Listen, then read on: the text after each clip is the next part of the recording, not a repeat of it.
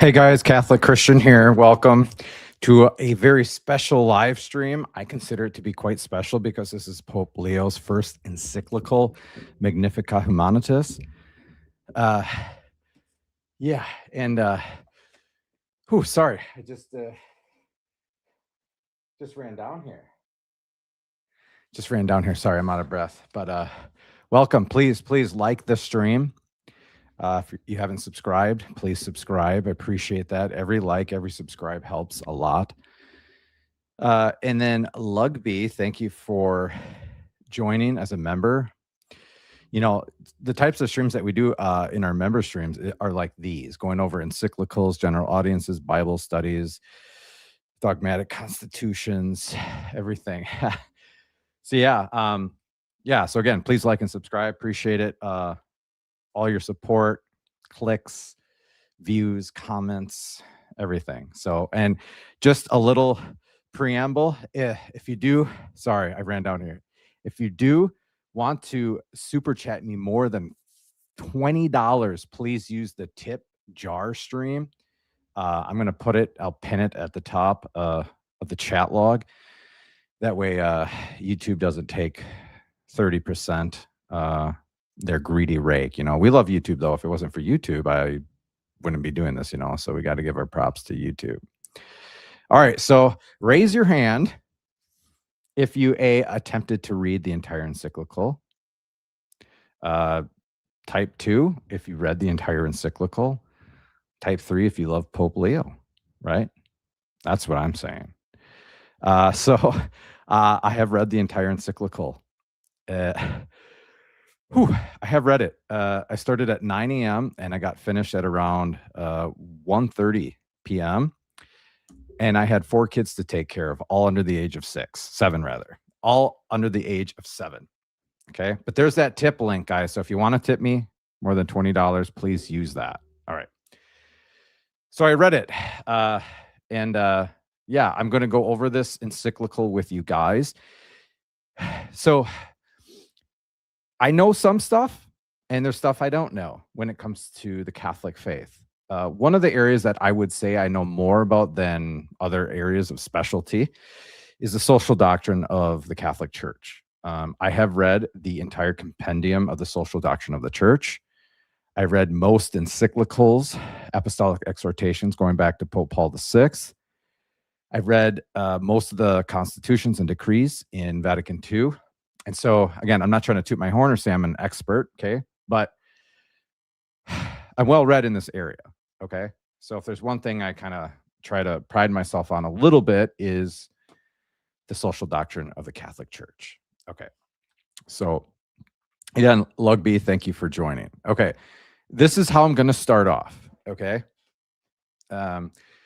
Before you read an encyclical like Magnifica Humanitas, you need a fundamental foundation, a principle of knowing what the social doctrine of the church comprises of primarily. What is it? What is the social doctrine of the church? And why have the past 6 pontificates, 7 including the current, spent most of their time and specialty on the social doctrine of the church, right? Most of us are all infatuated and obsessed and sensationalized over what? Fundamental theology, sacred theology, moral theology, apologetics, right? Defending the faith, even getting polemical, right? Owning Protestants, all that stuff. Well, take a look at the paradigm of the social magisteriums, of the papal magisteriums, going back to Pope Leo XIII, but really Pope Paul VI. And what is their primary focus on? Okay.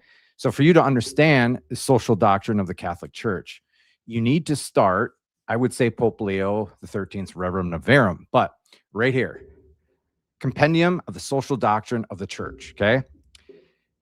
Very dense in areas, but this will lay out what is the whole purpose of the social magisteriums, going back to Pope Paul VI. What are we trying to do in these recent times, these new times, especially going back to, you know, Second Vatican Council, okay? If you want to go into reading an encyclical, this is a social encyclical, guys, and you want to try to understand it through the lens of the papal social magisterium, you need some sort of foundation or basis to work with, okay? You need to know what it means. You need to know the terms of solidarity, subsidiarity. You need to know what it means to have ontological dignity and the distinctions between moral and social and existential dignity, and so on and so forth, okay? So this you need to read if you want to properly follow along and understand and implement what Pope Leo and the previous pontificates have been trying to catechize and implement in the world today, okay?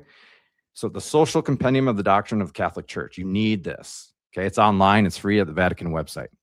And then after that, you need to read this, Gaudium et Spes, okay? So this is a pastoral constitution promulgated by Pope Paul VI, Vatican II. This, if you want to know why Vatican II, the Ecumenical Council, the General Council, right, was convened at the time it was convened and what its primary motive and focus was on and what it's trying to implement, you need to read this, okay? You need to, this is foundational in trying to understand why Vatican II and what the papal and social magisteriums have been doing for the last 6 to 7 pontificates, okay? So things dramatically changed globally, worldwide, I would say in the 1940s, 50s, and 60s, but really going back to the Industrial Revolution. The whole world was becoming decolonized and globalized, okay? So everybody was connected socially, mass media, and mass communications, the whole 9 yards, okay? So the church understood the reality of the world right around the time and before 1963, 1962 at Vatican II. And it understood that it had a humanitarian responsibility to address how the gospel was going to be implemented and proclaimed to all of the nations, and to make the church a beacon of hope, a beacon of light for all the pagans, for all the Gentiles, for all non-Catholics, right? And it's predicated on establishing and recognizing the dignity of every single person, whether they're Catholic, whether they're Christian, whether they're Hindu, non-Catholic, or whatever, whether they're atheists or anything like that, okay? And so I'll read this, this is from Gaudium et Spes, okay? This is so important. This is the foundation of everything that we're going through in the social doctrine of the church. So basically, it's right off at paragraph 2. The council addresses itself without hesitation, not only to the sons of the church and all to invoke the name of Christ, but to the whole of humanity. You have to understand that.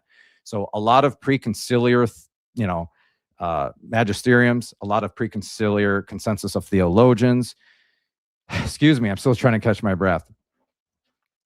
They worked in a different paradigm, in a different historical context, a different magisterial context, because the times were completely different back then. Preconciliar, so like the Tridentine era, pre-Tridentine era, we didn't have an interconnected, interwoven, globalized community, seeking social, economic, and political unity, okay? We were very divided, very colonized, right?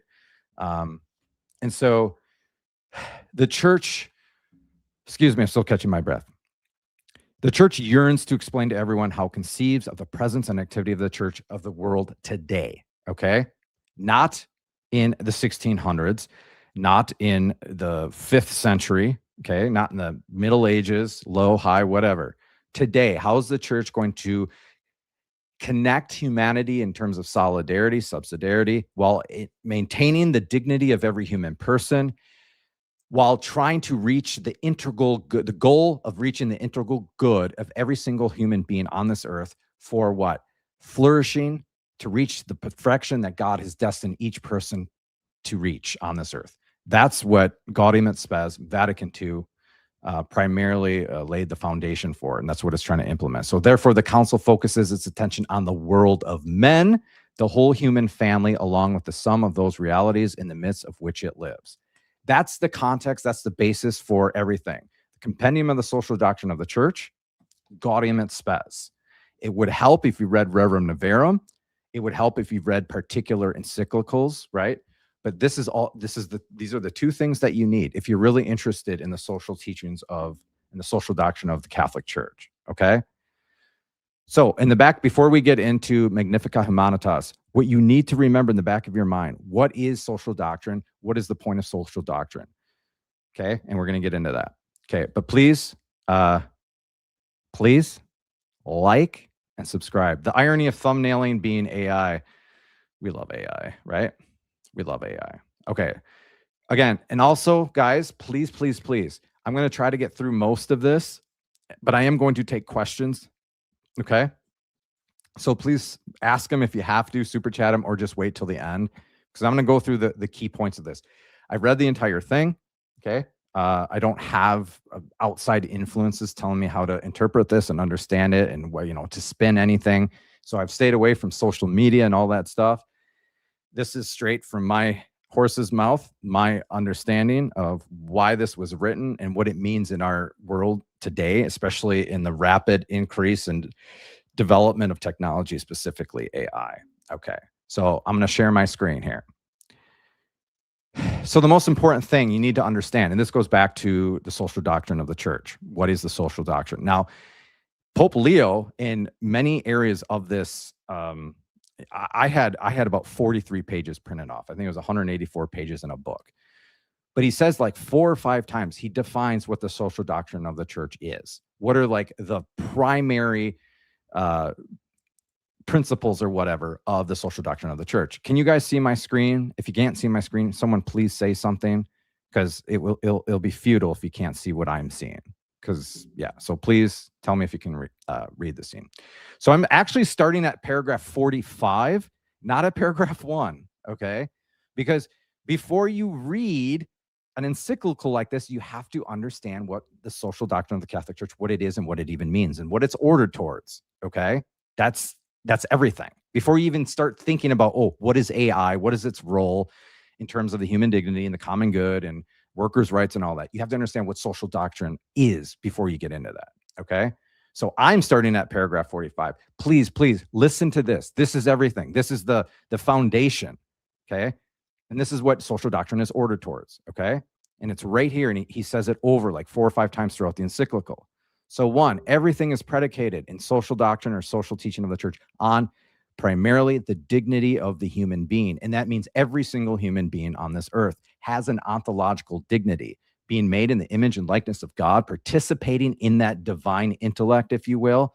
So regardless of creed, regardless of race, ethnicity, regardless of their moral depravity, if you will, every single person on this planet has an ontological infinite dignity. It's inviolable. You cannot infringe upon it, no matter if they're a criminal or if they're a saint, okay? So every person, every single human being is created for its own sake, its own end. Man is its own end and created for his own sake, okay? Man is not a means. He's not an instrument to be objectified, to be treated as instruments in the economy or the political spheres, right? For profit maximization, for political agendas and ends, right? The dignity of the human person. That is the primary foundation of the social doctrine of the church. And now, since the church has taken it upon herself and recognized that everything is globalized, everything is interconnected, everyone is like in touch, reaches touch, right, of everybody else. So like through the internet, technology, communication, decolonization, we're almost all one. We're connected, right? So the church God wants every single person to be saved. Every single person to be saved on this earth. Think, what are we at? 8.4 billion. So God, in his active will, wants every single person to be saved. Well, how do we get saved, guys, on this earth? Through the sacrament of salvation, through the community, through the communion of the church, the Catholic Church. That's how we get to our eschatological end, that of the beatific vision, okay?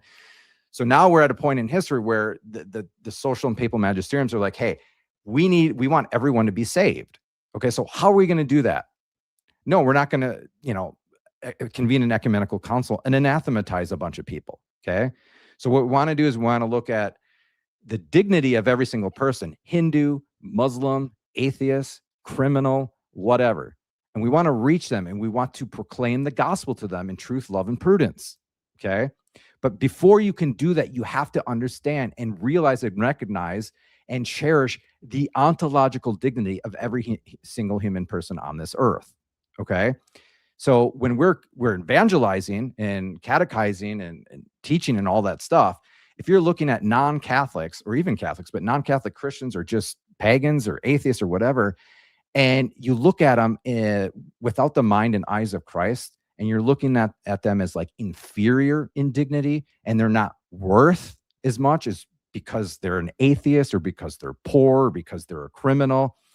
That's very contrary if you're looking at them in an inferior way to what the social teaching of the church is trying to recognize and trying to implement and teach, the dignity of every person. Okay.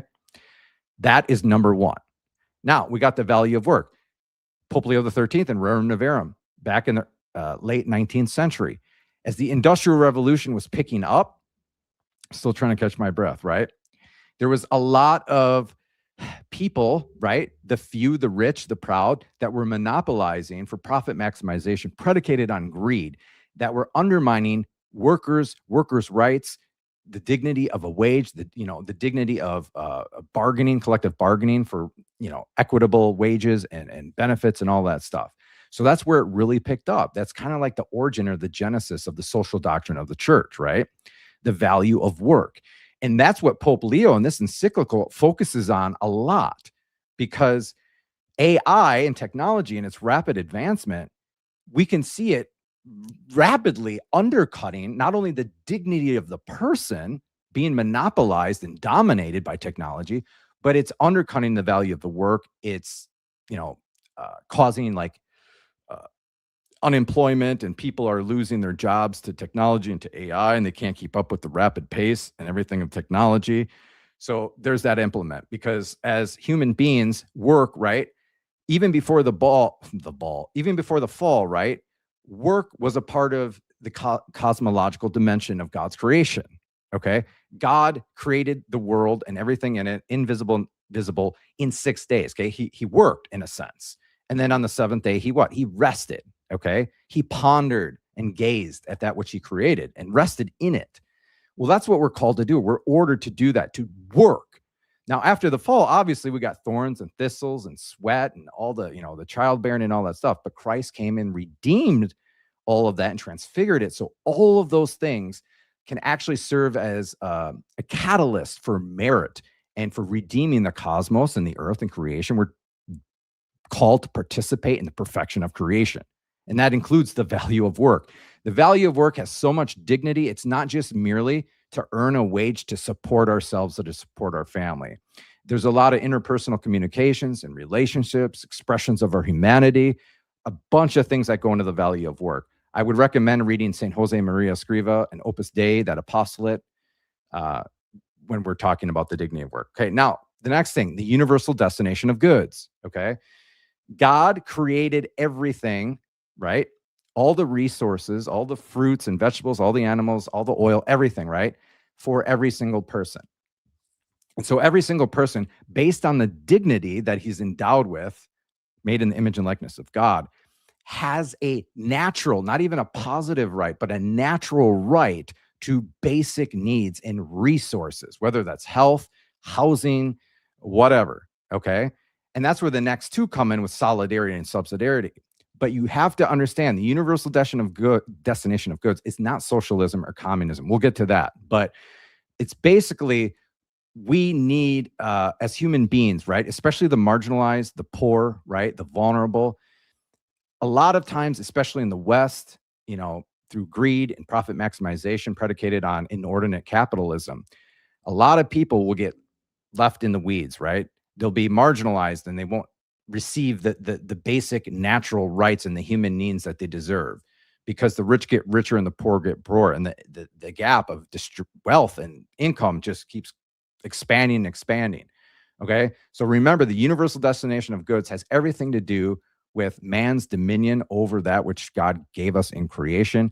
But being equal in dignity and ontological dignity doesn't necessarily mean that we have a right to uniformity in goods and wealth. Okay, so there is a thing like as private property. Okay, we're not socialists, we're not communists. There is this thing as a surplus of wealth, retirement income, vacation homes, all that stuff. So yeah, we're not socialists or communists, but at the same time, everything in creation has to be at the service of the dignity of the human person, the value of work, and their flourishing, the integral good that is to be reached in perfection. They're flourishing. So when we have oil tycoons and we have technology tycoons, Jeff Bezos and Mark Zuckerberg and Elon Musk, they control all the social media. The goods and the data of technology has to be allocated proportionately to people of all classes and ethnicities and religions and everything like that. Okay. So we cannot be monopolized, objectified, and used as means to an end. We are an end of itself. Now, solidarity and subsidiarity. Let's go with subsidiarity. Again, I've read the compendium for the social doctrine of the church. So this is off rote memory. Subsidiarity, basically, it means that what we are given, we are supposed to work with and not be suppressed by like a national centralized government. So everything that can be done at the municipal local level or even just within our homes, that we're not supposed to be subsumed by like the big bureaucratic governments, the central governments, the federal government. Okay. So anything that we can do for ourselves and for others without like, federal intervention and all that stuff. Okay. So that's subsidiary. Solidarity is more broad, and it just kind of encapsulates all of humanity, regardless of our religion, race, ethnicity, all that stuff. And basically, it's progressing towards a social, political, and economic unity, right? That's not predicated or based on indifferentism or compromise of the truths of the gospel, but recognizing that we're all made in the same ontological dignity and maintaining that ontological dignity. We're all supposed to work together, right, to reach the common good of all. Okay, so when you're reading these social doctrines, these encyclicals, remember the two things that's ubiquitous, thematic in this encyclical and all the other social encyclicals: the dignity of the human person and the upholding of the common good. Okay, so every individual has the right for the integral flourishing to reach his destiny of perfection, if you will, in this life, but especially in the next. And then, but we have to work collectively for the common good. So it's not like, oh, we're selfishly working on, flourishing for ourselves to the detriment of the common good or for our brothers. Okay. And then he says, care for creation and the centrality of peace and fraternity. Okay. So care for creation, that's ecology, that's environment. Pope Francis wrote an encyclical called Laudato Si. He wrote comprehensively on this. Okay. You got to remember, the environment and ecology has everything to do with cosmological redemption and what we're ordered towards in the eschaton, right? The beatific vision, heaven, right? So creation and the environment, the ecology, right? There are things that can happen with, conglomerates and businesses and bureaucrats and tycoons and just corporations, that dominate the resources, right? And through greed and profit maximization, they'll actually subjugate, the ecology and the environment to where it makes the living conditions for people non-livable. You know what I'm saying? So that infringes on their dignity, the value of their work. They won't have, the proper conditions to actually have the dignity of work. Okay. And then it suppresses them, and they can't have or participate in the universal destination of goods because people are monopolizing them and keeping them for themselves. Okay. So that's basically the foundation of the social doctrine of the church. Okay. All right. So that was kind of dense. I was talking a lot, but it's so important, guys. You got to remember why Vatican II was convened, what Gaudium et Spes says, what the Compendium of the Social Doctrine of the Church articulates and implements and catechizes on. Okay. And please like the stream. Okay. Like the stream. We're going to get into the fun stuff of like, can our kids have cell phones? Can we use AI when we're researching our high school or college paper? Can we have an AI editor and do everything for us? Can we use ChatGPT to do this, to do that, blah, blah, blah. We're going to get into that. Okay.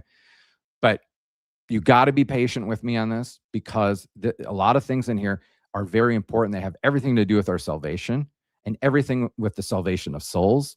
Okay. in a globalized humanitarian sense, okay? Because God wills all people to be saved, even the people that you hate, even the people that have different political ideologies or different faiths or no faith at all or apathetic towards politics or whatever, okay? All right. So that's the basis, okay? But in the back of your mind, just think dignity of the human person, common good.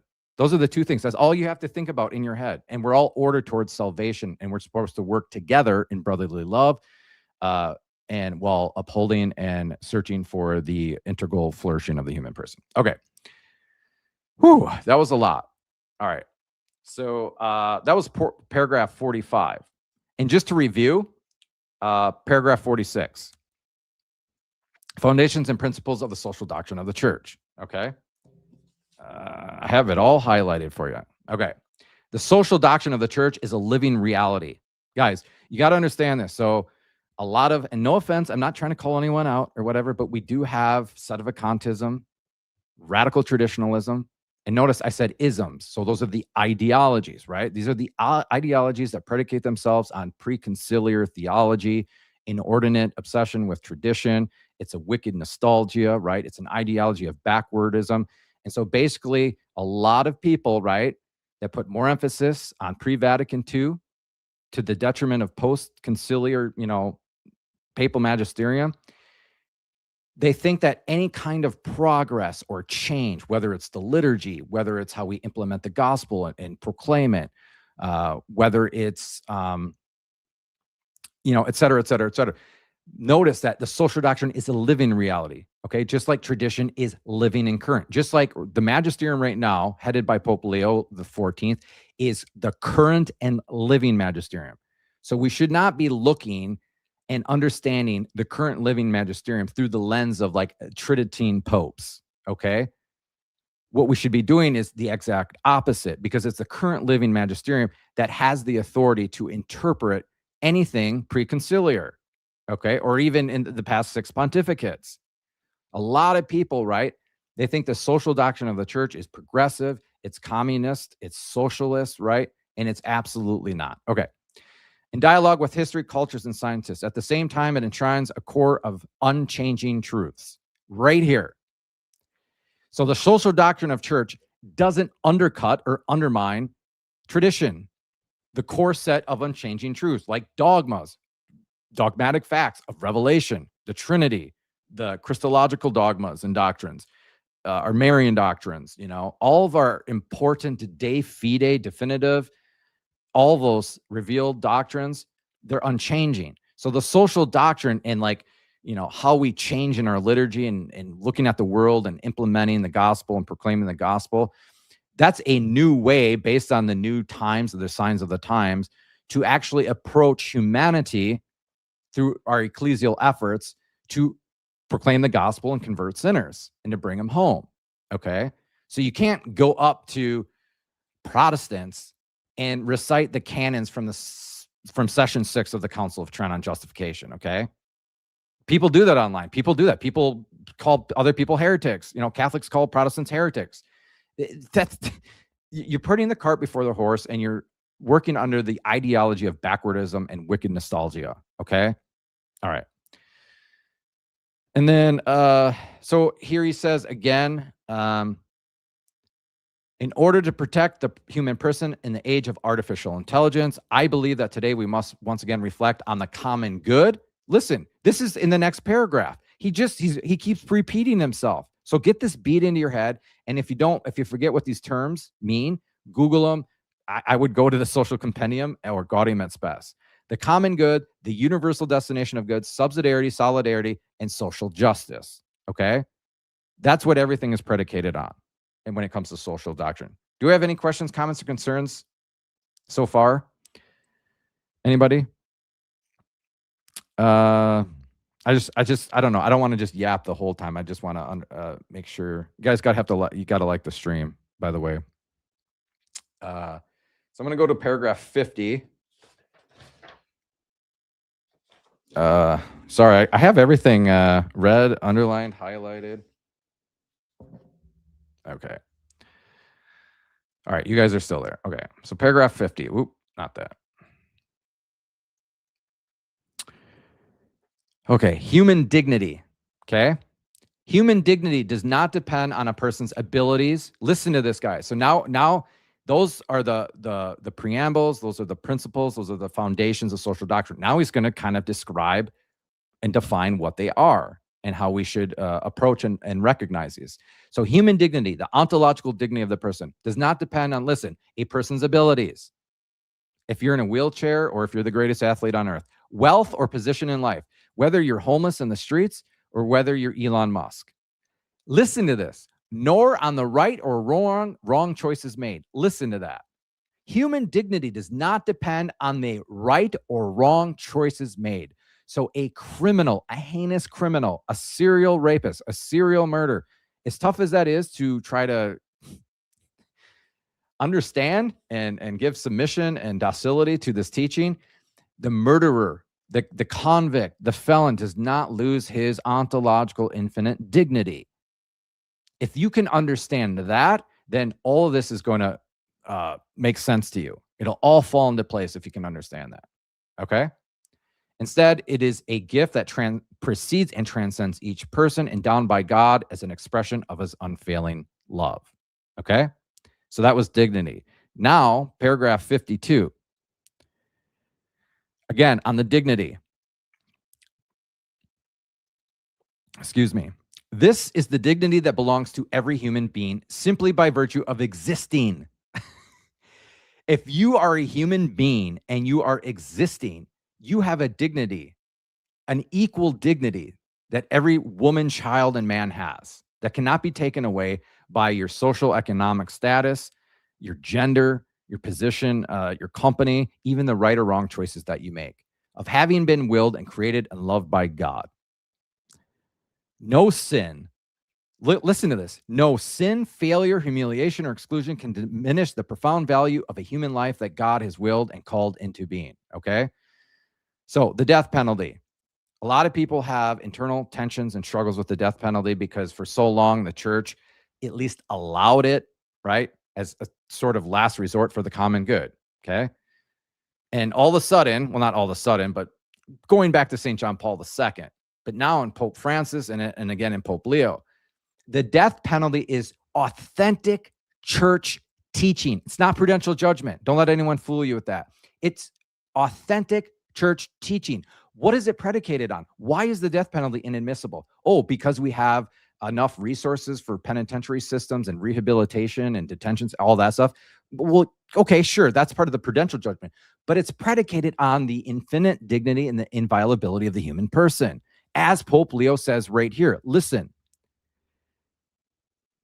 no sin, failure, humiliation, or exclusion can diminish the profound value of a human life that God has willed and called into being.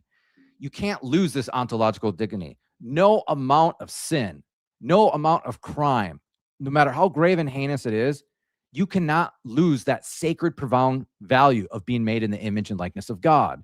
So when the papal magisterium, Pope Francis, and now Pope Leo, teaches that you are bound to give religious submission of intellect and will, a religious assent to, that the death penalty is inadmissible, okay? If you're internally struggling with that, that's okay. Do not, and I'm just saying this out of love, and do not go on Twitter, do not go on YouTube and say that Pope Francis was wrong or is wrong on the death penalty, or Pope Leo for that matter. Do not do that, okay? That is dissent. It actually divides. It goes against everything that we are as a Catholic, of docility and obedience and fidelity to the church's magisterium, the very ones that Christ delegated to authentically teach, govern, and sanctify, okay? Do not dissent publicly. The key word is public, okay? Do not publicly, inordinately criticize the papal magisterium. Don't do it, okay? You can call me a pope-splainer 5 ways till Sunday, and I will take that as the biggest compliment. So when people use that moniker, that, you know, your pope-splainer, like they're not teaching. This is an infallible. Sorry, we'll get into that later. Okay. Hold on. So I'm just tuning in. So is it true that Pope said that AI needs to be dismantled? It's not a synesthesia, right? No, we'll get to that. He said disarmed, but he qualifies the disarmament of the weaponizing of AI and its inordinate use. But thank you for the super chat. Yeah. Anyone who says you're a pulp-splaining or just pulp-splaining, that's a subtle way of saying that they have internal tensions and struggles with authentic teaching of the ordinary magisterium, and they can't get to the point of where they can fully understand it, and so they want to project it onto other people. Because if you do understand the magisterium, I believe I do. Maybe I don't know, but I believe I do. And then I make arguments defending the magisterium. I'm a pulp-splainer because I'm not publicly criticizing the magisterium. Yeah, it's illogical. Anyways. Okay, so that's paragraph 52. Now we're going to paragraph 62. Okay. So this is, I think, still on dignity, okay? This is important, guys. This is so important. Okay, 62. Hold on just a second. Bear with me. I have them all highlighted, okay? 62. Okay. Okay. It is the pursuit of the common good that gives life to a people. Understood not as a mere collection of individuals, but as a living reality in which people learn to recognize that they themselves are interconnected and jointly responsible for the res publica. Okay. Excuse me. The common good. Okay. A lot of people misunderstand what the papal magisteriums are talking about when it comes to the common good. Right away, they have this buzzword, the stigma attached to the common good. They think automatically what? Socialism and communism. Okay. What they think is, this is an appeal to uniformity. Okay, so at the beginning of the encyclical, Pope Leo was talking about the distinction between the Tower of Babel and rebuilding the walls around Jerusalem, or the New Jerusalem, right? Nehemiah, right? So the Tower of Babel, that is socialism and communism encapsulated. That's where it comes from. Because why? What was the Tower of Babel all about? Uniformity, not unity. Uniformity. What's the distinction there? It's so important when you're talking about the common good, when people are misunderstanding it and thinking it's socialism and communism. Uniformity undercuts diversity in unity. So think about it this way. Forget the dignity for a second, because we all have that equity or that dignity, right? That inherent value, regardless of those other contingencies. But when it comes to like our personhood and our uniqueness and our culture and our ethnicity and our language and our likes and our dislikes and our passions, okay, we are supposed to maintain those and uphold those while being in union with people of different uniquenesses or privileges or whatever, ethnicities and all that stuff. So it's diversity in unity. That's why the church enculturates the liturgies, okay? Because we have a diversity of plethora of different liturgies, east and west, but we are in unity, not uniformity. We are in unity because it's predicated on a familial charity, right? One of solidarity. We are a human family because we all have that inherent dignity. Now, communism and socialism, or the Tower of Babel, they want to teach a uniformity. We're all just the same. There are no different degrees of classes or socioeconomic statuses. You know, we all have the same wealth. There's no such thing as private property, because it's uniformity, right? And the church is vehemently against that. So when you see the common good, you have to understand what he's trying to say is that, yes, we're not just a mere collection of individuals trying to reach heaven through a Tower of Babel. You know what I mean? We all have the same language, right? We're all the same. There's no distinctions. There's no uniqueness or privileges. And it's not centered on God or founded on God, but on man. Okay. And that's where you get Marxism, is the Tower of Babel and the uniformity. So recognize the distinction between uniformity and unity. Okay. All right. So that's paragraph 62. Now we're getting into subsidiarity. Okay. So this is paragraph 68. Remember, these are the principles of the social doctrine of the church. You need to know what these mean before you read the entire encyclical. Okay, so we're on paragraph 68. So the dignity of the person and the common good, okay? Now, the social doctrine of the church refers to subsidiarity as the principle according to which the role of individuals, families, local communities, and intermediary organizations should not be supplanted by a higher level authorities. That's what subsidiarity is. Okay, I was explaining that at the beginning. Okay, so when you have, like in the United States, we have the local municipal government, we have the state government, we have the federal government, right? There are different layers of jurisdiction. Okay, so the emperor, the president, the prime minister is not to, excuse me, is not to supplant what can be done in subsidiarity to individuals, families, and local communities. Okay, so some examples that I see, right? Like homeschooling, right? That, there's nothing wrong with public, private, parochial schools, but homeschooling is a thing of subsidiarity. When, if you take it upon yourself, you don't need to rely solely on the federal, state, local government. Okay, if you have the adequate means and you have the proper disposition and the temperament and all that stuff, and you want to homeschool your kids, that's a role of the family, and that's the right to the family to do that. You don't have to send your kids to public school. Okay, the government can't force you, like, you need to send your kids to a parochial or public school. Okay, that would go against the principle of subsidiarity. Okay, all right, so that's subsidiarity. Okay, now we're going to get to solidarity. Okay, we're almost there, and then we'll get into the fun stuff, I promise. So solidarity, 73. I'm telling you, if you read the Compendium of the Social Doctrine of the Church, these are the terms that you need to read, understand, and be able to explain them and give examples. Okay, so paragraph 73, solidarity, brother.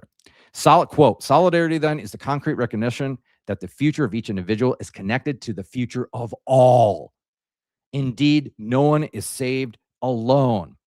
Okay, you have to remember, ecclesiastically, Christ set up a church to be communal, right? Not individualistic or autonomous. People say, I don't need religion, I'm spiritual, or I don't need a church, I have my Bible, and they close in on themselves individualistically to the exclusion and the detriment of fraternity, brotherhood, helping the common people, right? And that common good. The Catholic Church and the Christian religion was founded on community and fraternity. So if you go to the Acts of the Apostles and you see how they all worked together, I'm talking from the hierarchy down to the lowest layman, and how they would all put all of their goods and all of their wealth and all their time and efforts at the feet of the church and of the apostles and the deacons and everything like that. Okay, that's what our church's social doctrine is actually based on.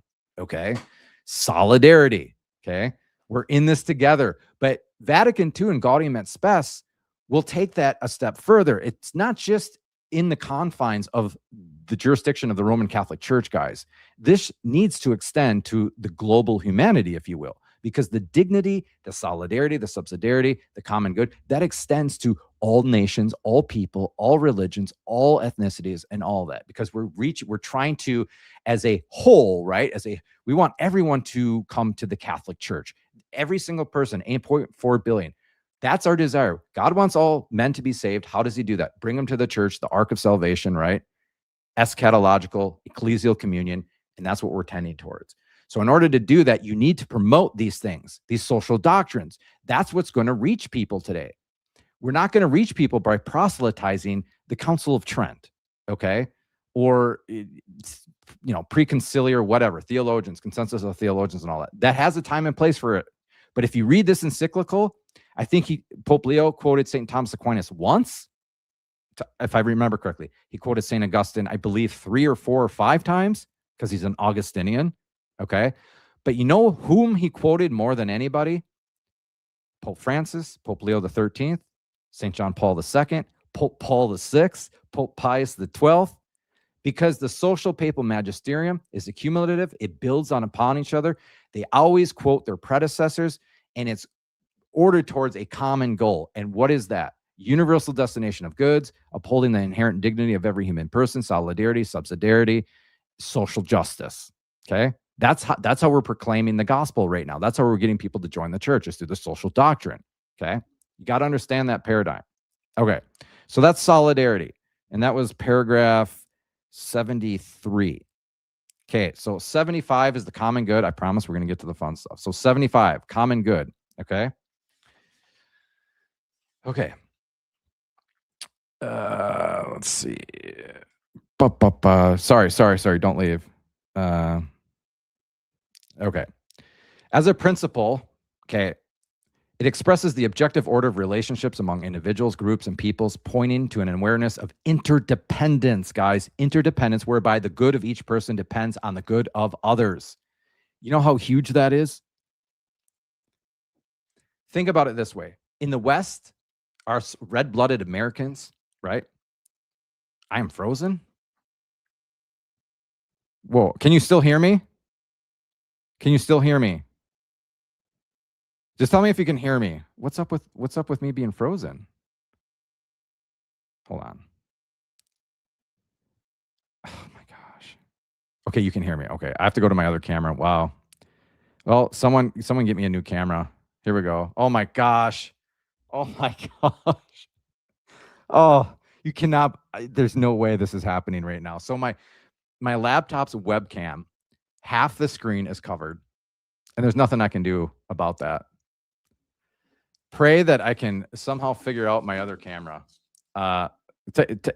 Take a break. I don't know. Or ask me something fun about this. I have to figure out my other camera. There's no way I can do this. So just bear with me. Hold on 1 second.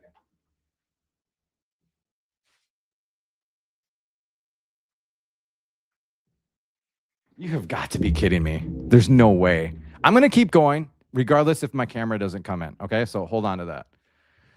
All right, so we were on the common good. So think about it this way. In the West, right, we are very greedy, individualistic, red-blooded Americans.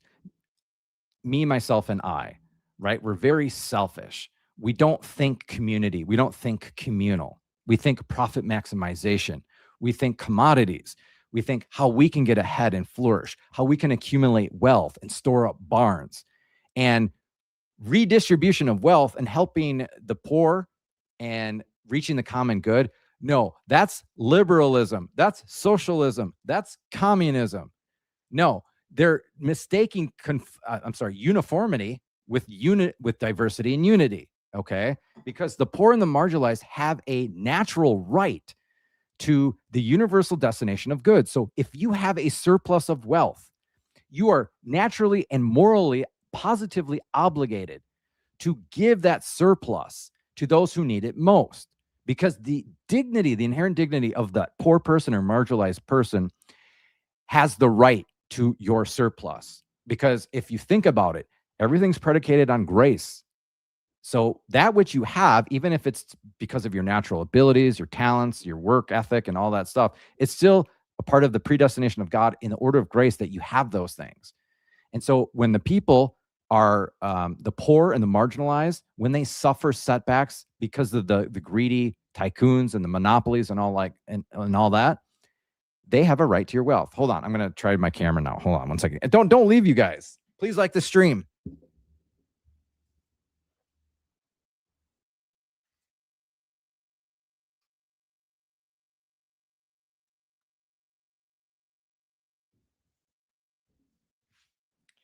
There's no way this is happening. I haven't had problems with my camera. Okay. Pray. Can someone say a prayer that this works? All right.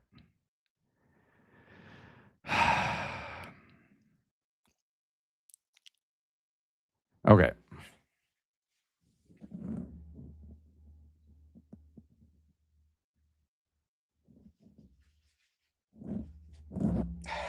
Good gravy. Wait, now I'm in slow-mo? Now I'm in slow-mo? What is this? You've got to be kidding me. Guys, I'm so cooked.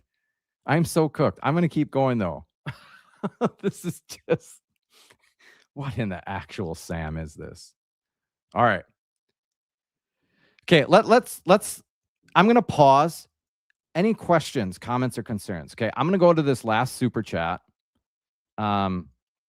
And Matt says, hey, I'm just turning into this now.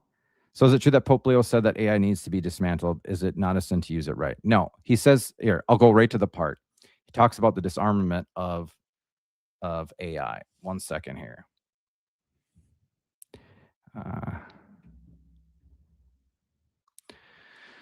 Okay, you ready? Matt, this is for you. Thank you for the super chat. So he says, quote, paragraph 110, finally, I would like to employ the expression to disarm, which is close to my heart. So usually when we think of disarm, we think military, right? Disarming or just on the streets, the police disarming criminals, whatever. So think about AI and technology and the data and the common good and the dignity of the person, and we have those natural rights to data, our privacy, and technological things. Disarming AI means freeing it from the mentality of armed competition. What do you guys think of armed competition when we're talking about AI and technology? Armed competition. Do you guys remember? A few years back when all those social media platform uh, CEOs and inventors or whatever, Mark Zuckerberg, the dude from Twitter, I forget what his name was before Elon Musk, they all got subpoenaed by Congress because of what? Censorship, partiality, political campaigning partiality, right?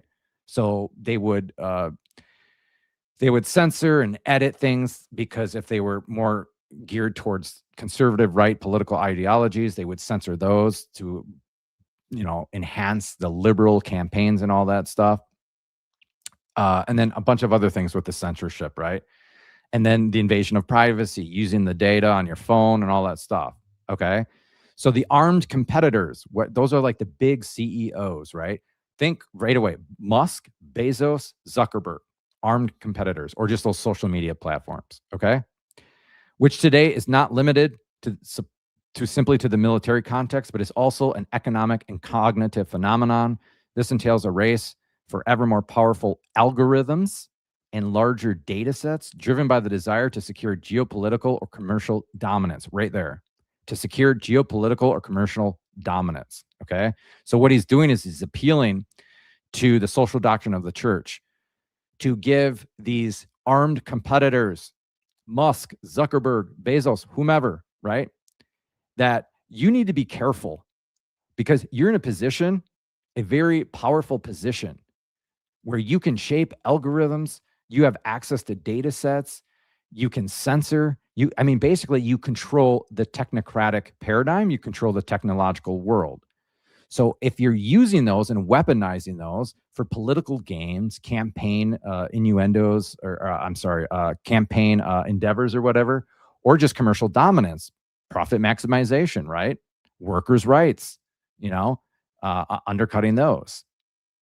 So disarm means discrediting the assumption that technical power automatically refers the right to govern. So don't you remember these guys got subpoenaed by Congress because they were abusing. Are we still good here? Can you hear me? Are you guys still here? Are we good? Okay.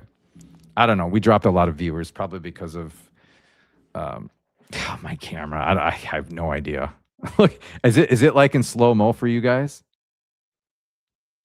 Okay. I'm sorry. So just think about it this. Let's say you invented TikTok. Let's say you invented Twitter. You run it, you're the CEO, you have exclusive rights or whatever. Well, you have a lot of power and leverage when it comes to politics, economics, socioeconomics, right? You can actually mold and shape and deter and guide a lot of different things with a lot of different influence where it almost becomes like they govern everything. So people's dignity and their freedoms get undermined, right? And they get infringed upon, they get violated and compromised because apparently, again, I'm not a conspiracy guy, but people are spying on us through these apps, right? They're collecting data and these algorithms, right? They know personal information about us and what we like and what we don't like and blah, blah, blah, blah. I don't really care. They can have that. But that's what Pope Leo is talking about with disarming those competitors, if that makes sense. Okay. Any other comments, questions, or concerns? Otherwise, I'm going to move on to the last one, social justice, and that's paragraph 77. So I got to go back up to 77. Social justice, and that's the last kind of branch or principle of the social doctrine of the church. Okay. All right. 77, social justice. Social justice is therefore characterized by the capacity of a social, economic, and political order to allow everyone, because everyone has the same dignity, right? Particularly the weakest, to live a truly dignified life without leaving anyone behind. Okay, now we get to like the culmination where Gaudium et Spes will talk about a social, economic, and political unity. And a lot of people that are very political and have political ideologies, they hear that language and they just think like indifferentism or communism, right?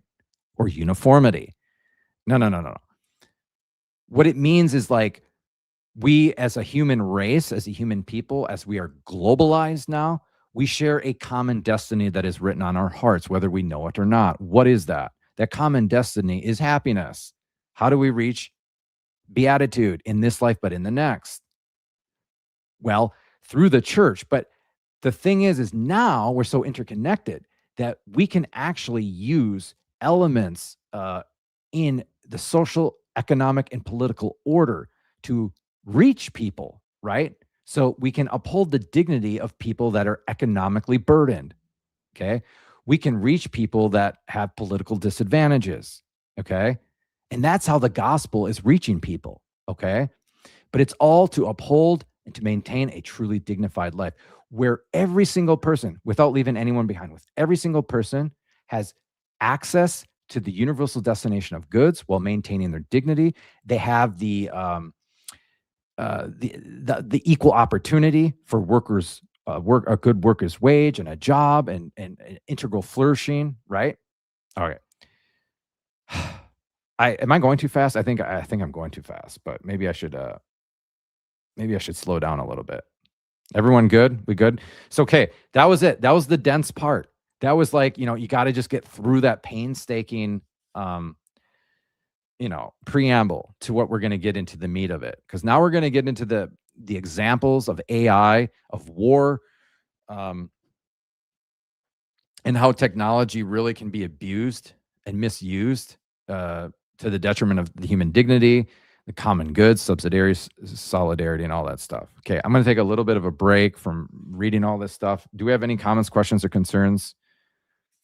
Got to get more people in here, guys, though. Got to like it, okay? Got to really like it. The stream, that is. Yeah? Okay, questions, comments, or concerns? Otherwise, I'm going to move on. Wait, why am I going backwards? Okay. Paragraph 99. We're going to go to paragraph 99. This all sounds Marxist, not Catholic. Okay. How so? And then we can take it from there. Why does that sound Marxist? Did you not understand the distinction between unity and uniformity? Okay. Okay, 99. Oh, boy, this is fun.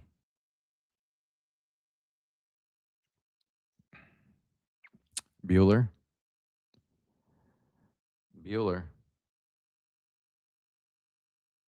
Okay. You guys ready? This is very important. Now we're speeding up. Now we're speeding up right here. Okay. Okay, now we're talking about human empathy, right? And solidarity, okay? So to experience life together, to help each other flourish individually, but together, right? And to look at the other person with the eyes and mind of Christ and the dignity that they have just by being made in the image and likeness of Christ, okay? And now we're getting into the AI and technology aspect of it. So, quote, these systems merely imitate certain functions of human intelligence. Remember this. In doing so, they often surpass human intelligence in speed and computational capacity, offering tangible benefits across many fields. Yet this power remains entirely tied to data processing. Okay, before I get into the next part, has anyone ever asked Siri or Alexa if they will date you or fall in love with you or marry you or get intimate with you? And I don't mean that conjugally. I'm just saying, has anyone just played with that? And then has anyone watched or seen the movie Her, Her, with Joaquin Phoenix and how he falls in love with an AI app like Alexa or like Siri. Okay, because now we're gonna get fun. Okay, now we're gonna get into the fun, exciting stuff. And my camera is just a hot mess. I don't get it, guys.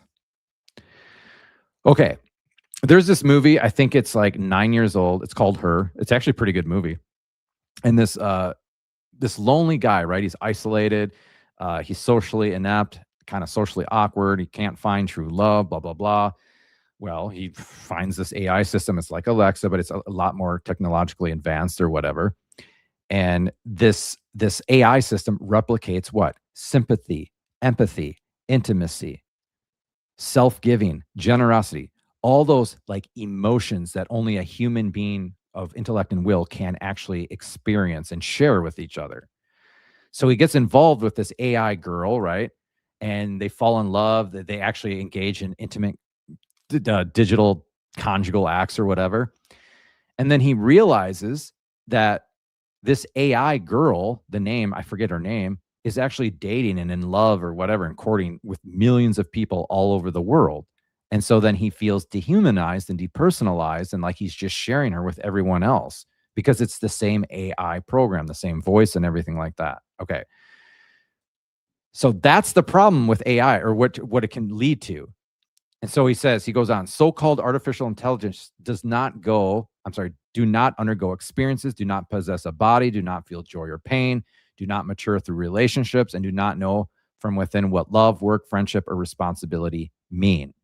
Nor do they have a moral conscience, since they do not judge good and evil, grasp the ultimate meaning of situations, or bear responsibility for consequences. Okay. So you cannot have an authentic relationship with AI. But here's the tricky thing. AI is becoming so advanced. It's like almost autonomous and it can mimic human emotion. It can actually answer correctly sometimes when it comes to moral questions. What's right or what's wrong?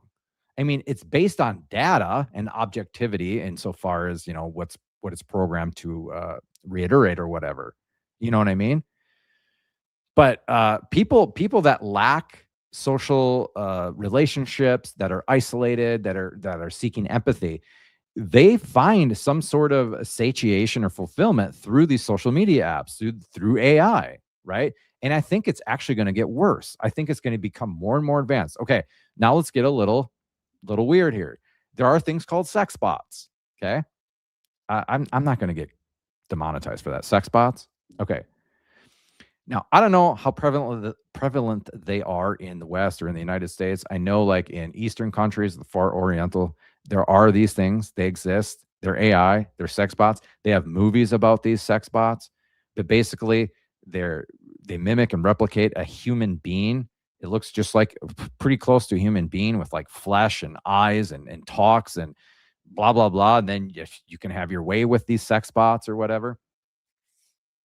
But the thing is it's so dehumanizing and depersonalizing because it violates the dignity of the person, right? Because it takes away that mutual self gift of, two spouses or whatever, two companions or significant others. It takes away that mutual self gift because we're called to participate in the Trinitarian communal, love or whatever. And when it's just like one sided and you're in love with a sex bot or you're messing around with a sex bot, okay, that actually it's an impediment for all the social doctrines, right? Subsidiarity, solidarity, the common good, and the dignity of the human person. All right, I'm getting a little ahead of myself, but you guys, does that make sense? Is this good? You want me to keep going, or is this like really dense and boring? We were doing okay with like 45 viewers, and it's just getting worse and worse, but it's okay.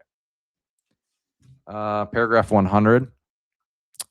This is very important. A valuable tool that requires vigilance. So I didn't talk about this, but at the beginning of the Encyclical, after the Tower of Babylon and Jerusalem analogy there, it talks about moral neutrality. Okay. So you got to understand that technology, AI, is not inherently or intrinsically evil. Okay. Per se, it's not. But at the same time, it's not morally neutral either. So, like, what does that all mean? Okay. So, moral neutrality, things that, okay, you like the color blue. That's morally neutral, right? It's kind of predicated on subjectivity, okay?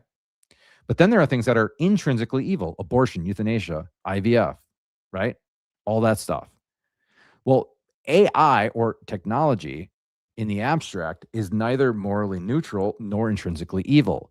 But in the concrete paradigm, when it becomes real, then it's not just like, oh, is this right or good, but how do we as humans use it, and what is the purpose and the motive for using it? How does it reach the common good? How does it uphold the dignity of the human person? How does it participate in subsidiary and solidarity? How does it help social justice, right? Okay. So in paragraph 100, uh, there we go. However, for less discerning users, so people that don't use AI or technology all that much, it can be also misleading, creating the illusion of a relationship with a real person subject. Sex bots. The movie Her. When words are simulated, they do not build genuine relationships, but only their appearance. I don't know about you, but have you ever flirted with Alexa? I'm not saying I have. Maybe I've tried it. Maybe I haven't. I don't think I have. Maybe I did and I forgot about it. Okay. But I'm serious. It's going to get to a point where people are going to get you're going to basically have an AI girlfriend or wife or husband or spouse or whatever, and it's going to basically seem real.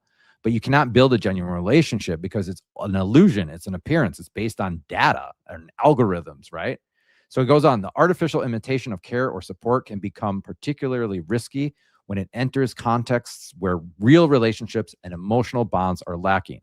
You cannot share an emotional bond with AI. Here, the danger is not so much that a person may believe they are communicating with another person, but rather they may gradually lose the very desire to form genuine human connections. Okay? So, let me tell you about this.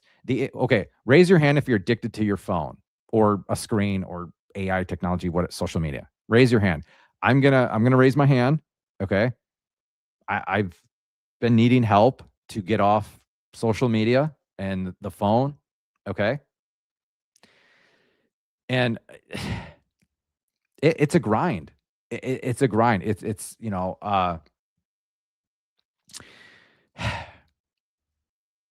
okay, not really. We don't have a lot of participation in here. It's okay.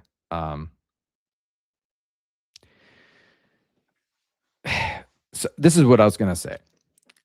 The internet, technology, AI, social media, I wouldn't say inherently, but it's developed and geared and made towards depersonalizing and dehumanizing the human experience. It just is. Even if you're simply on a screen reading the news, or if you're not just checking your Facebook status, whatever. The problem is that when you communicate online, social media, right? It's called social. You communicate like what we're doing right now. This is social media platform. It's YouTube. Okay. I don't see your faces. Okay. I don't see what you're wearing right now. If you're wearing anything at all, sorry. You know what I mean? It's depersonalized. We do not have a real emotional bond. We don't gaze at one another. You know what I mean? We can't really share empathy. I can't see the tone or hear the tone and see the gestures of your face, right? I can't. It's deeper. It's just naturally, if you will, use that word, depersonalized and dehumanized. Okay.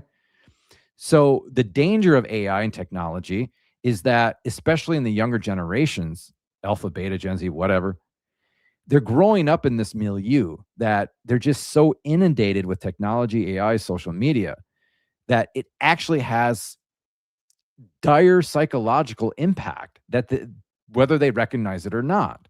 And it affects their social abilities, the ability to properly and adequately interact socially with other people. So we're going to get a bunch of people in this upcoming generation, maybe will die out because they won't know how to interact with each other. They won't know how to ask the other to go on a date or to court another, or how to like, you know what I mean? Everything's going to be digitalized. It's going to be digital deification. Okay. And I'm sorry, but like the cell phone is called a handheld idol for a reason. And I think it's developed and programmed for that very reason. Okay. And then I think a lot of the developers and the CEOs and the inventors, they get this power grab, right? It's like mind control in a sense. Again, I'm not going off the deep end and being extreme here, but I'm just saying, like, It's headed that way. And we got to be very prudent, pragmatic, and very careful, especially with like our kids when it comes to screens, social media, technology, and AI. Like, oh my gosh, seriously. I've seen it, how it affects my kids. They watch Coco Melon or PJ Masks, or what's the other crap they watch? Frozen 2, right? And you can just see immediately the impact it has on them. It's so engaging and stimulating to their developing minds that when you take it away, it's instantaneous temper tantrum or just like disillusionment. And it's like their whole reality. It's like, oh my gosh, I got to get back to normal reality. This sucks so bad. So, got to be careful. Okay. Remember, don't go to either extreme. Moderation. Okay. All right. Any other comments, questions, or concerns? Who is Return Rome? Who is this? You have a wrench. Who are you? Return Rome with a wrench. Much love to you too. How did you get a wrench and who are you? Did you change your name? What's going on there? All right. Just a few more paragraphs and then gotta spend time with my wife, Gemini. Okay. Couple more paragraphs and then we'll get to some Q&A, some questions, or just chill and, do that thing. So now we're going to go to paragraph 104. Okay. Responsibility, transparency, and the governance of AI. 1 to the 04. Okay. You ready? Quote, for this reason, ethical discernment cannot be limited to asking whether we are using a system for good or bad purposes. This is the lack of moral neutrality that I was talking about. You can't just put this in a binary, a dichotomy. Is this for good or is this for bad? And if it's for good, great. Then we don't have to worry about the dignity, the common, you know what I mean? So like think about YouTube. Think about it's morally neutral, but it can be used for good. Because what am I doing right now? I'm using it for good. Okay. But you can't just leave it at that end. Like, oh, I'm using it for good and then we're good. No, this is what he says. It must also examine how that system is designed and what vision of the human person and society is embedded in the data and models that guide it. Okay. Which really kind of goes back to who's competing and governing these things and these media platforms, right? It's the people developing them, the CEOs, right? The Zuckerbergs, the Musks, right? So here, let's go with Elon Musk. Elon Musk owns X Twitter right now. He bought it for what? $40 billion. Wow. I think he knew what he was doing though, right? Everyone's like, you're insane. Just because you have the 40 billion, it's not worth 40 billion. I think he knew what he was doing. But the reason he bought it because he was so appalled by the censorship during the political campaign of, I think, 2019 or 2020, 21, right in there, right? Because he was the only person that supported Trump when it came to Bezos, Zuckerberg, all the elites, all the technocratic elites. Musk was the only one that supported Trump. Well, all the other technocratic elites were trying to suppress and censor just the political right or Trump and all them. Again, I'm not saying what I am. That has nothing to do with that. Okay. You don't need to know my political stance or positions. And so Elon Musk, he would have paid $100 billion. He would have paid $100 billion because he wanted the society, right? You and I, our constitutional right, the First Amendment, the freedom of speech, not to be censored, to express our subjectivity, our opinions, our passions, our dislikes, all that without being censored at all. That's why Nick Fuentes has a Twitter account. He's banned on literally every social media platform but Twitter because Elon Musk believes in almost a radicalized version or sense of the First Amendment of the freedom of speech. Okay. But here's the problem. Freedom is not license. There are limits to freedom. Okay. Even the freedom of religion. You can't kill in the name of religion. Okay. How about the freedom of speech? Okay. You can't go into a synagogue and yell Christ is king during their service. You can't do it. That's an abuse of the freedom of speech. You can't yell fire in a crowded theater. Okay. There are limits to these freedoms. So Pope Leo is saying to these elites, these people that like quote unquote govern these AI and the social media, like you can't just say like, oh, it's good because it's predicated on the protection of the First Amendment, the freedom of speech, right? It doesn't just end there. It's more complicated. It's more gray and ambiguous and ambivalent, right? And that's why he's saying you gotta, in this paragraph, It must also examine how that system is designed and what vision of the human person and society is embedded in the data and the model that guides it. Okay. So I probably doubt that Elon Musk, Mark Zuckerberg, and all those guys are thinking about the dignity of every human person, poor, rich, whatever, or the common good, right? Or subsidiarity or solidarity or social justice. Maybe he has some elements of that, but you know what I mean? So that's the danger of, weaponizing and monopolizing these things. It's subversing us, right? Or it has that potential to subvert us to how they want to govern that and all that stuff. Okay. So now we'll go to paragraph 110. We already went through 110, actually, the disarmament. Okay. We already went through that. So now we're going to go to paragraph 118. 118, the limit, the heart, and the grandeur of the human person. So obviously this goes back to the social doctrine of the church predicated on the dignity of the person, common good, solidarity, subsidiarity, social justice, all that, right? We're all working together in a globalized economy, political sphere of solidarity to our final end, to the flourishing and the integral good of the human person, okay? So 118, hold on. This is really good, actually. Okay. Do you guys know what, and maybe you do, but okay, have you read this or have you read parts of it? So I think in the middle of the beginning, I think he talks about post-humanism and transhumanism. Okay. And so what those ideologies are all about are instead of seeing the limits of the nature of the human person, right?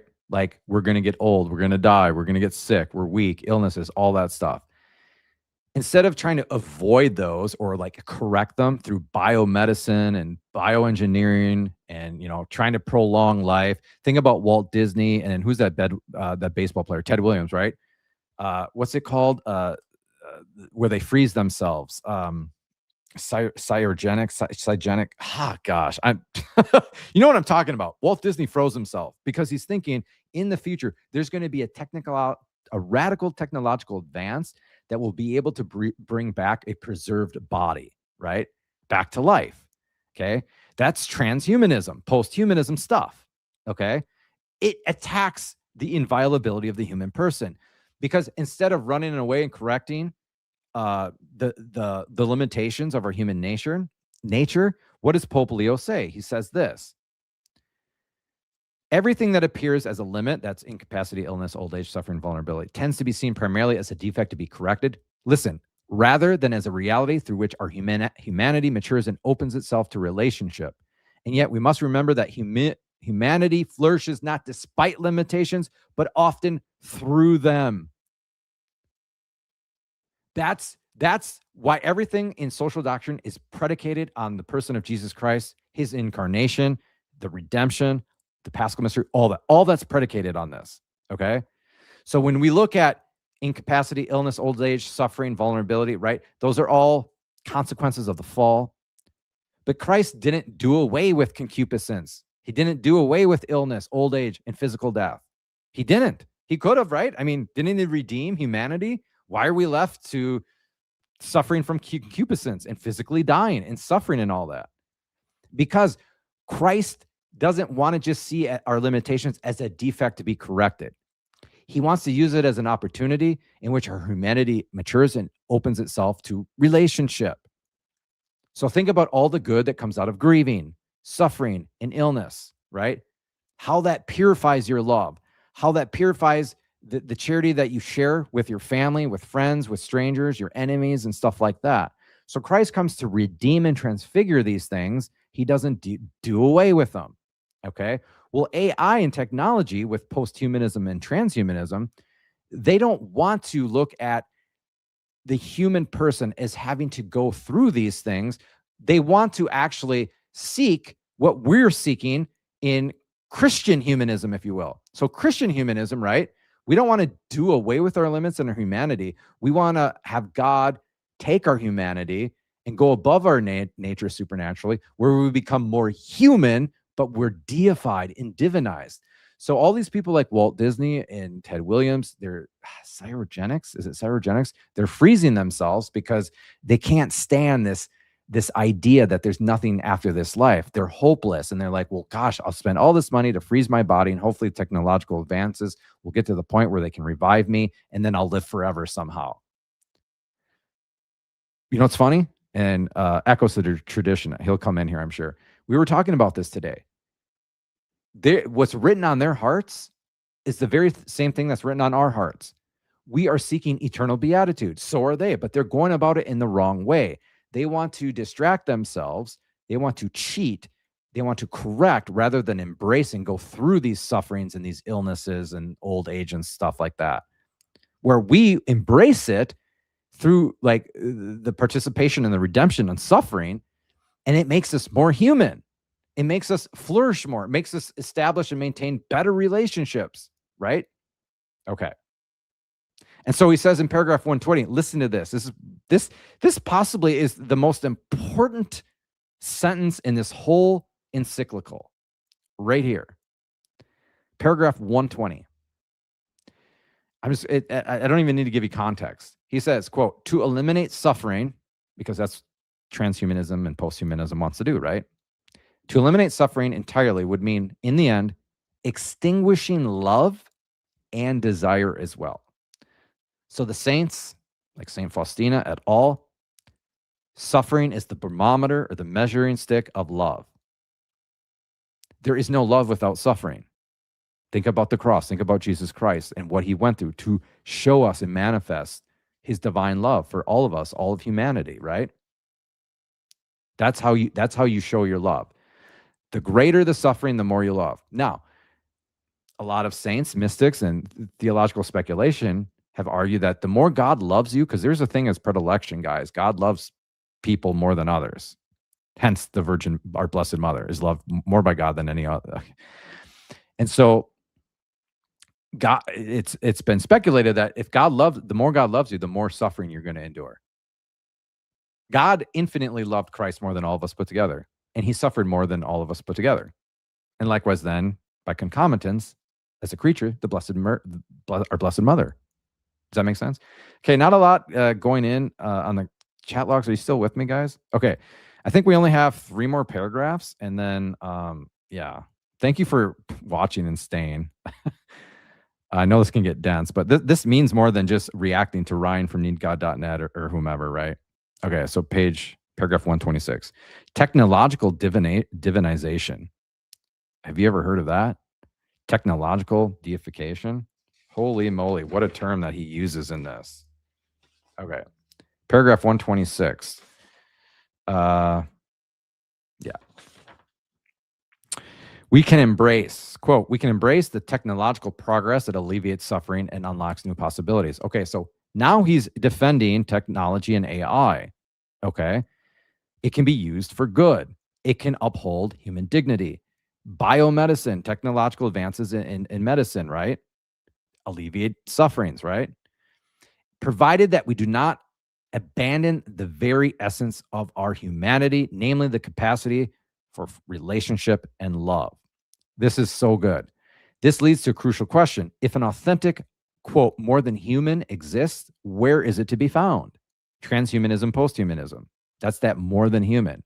So don't take on your sufferings or your illnesses. Just correct them and, yeah, don't embrace them. Where's it to be found? Right here. Here's your answer, guys. The Christian faith answers that question by pointing to a fulfillment that does not arise from a technological divinization, but through God's grace received in Christ.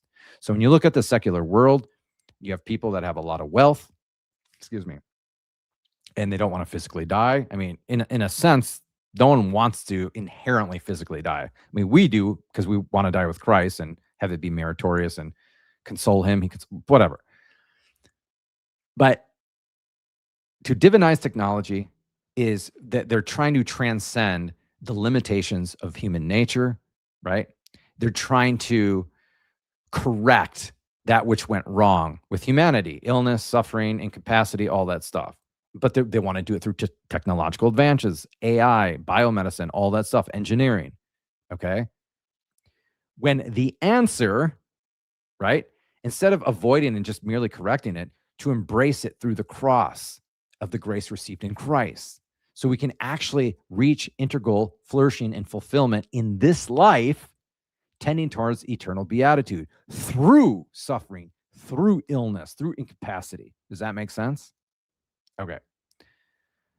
2 more paragraphs and we're done. All right, paragraph 176. Okay, so we were talking about the death penalty earlier, right? I don't know if you guys remember when I would talk about anthropological, theological progression or development, where as time goes on, the church, but us as humanity, we develop a deeper understanding and recognition of the inviolability and the dignity of the human person over time. Okay, so a good example is slavery. Okay, so slavery wasn't just tolerated, but it was looked at as maybe an economic social means that actually would contribute to the common good of the people, and the lack of dignity wasn't really recognized as people being objectified and owned and all that stuff.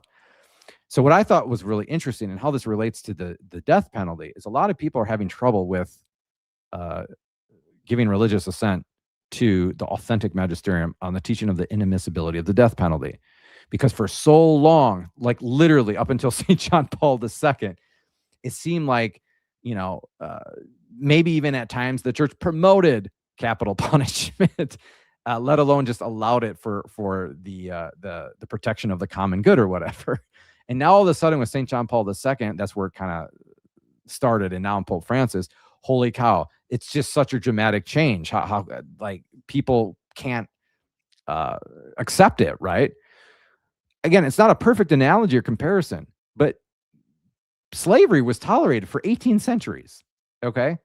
And ironically, well, coincidentally, rather, it was Pope Leo XIII, Pope Leo XIV's predecessor, who taught on this ordinarily that no, we have to abolish slavery, just like, in a sense, abolish the death penalty.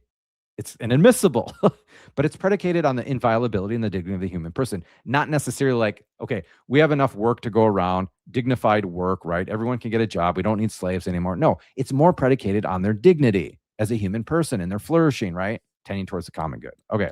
And this is what he has to say on this. I think it's phenomenal. Okay. In antiquity, in the Middle Ages, many individuals and even ecclesiastical institutions had slaves. Ecclesiastical institutions had slaves. Whoa.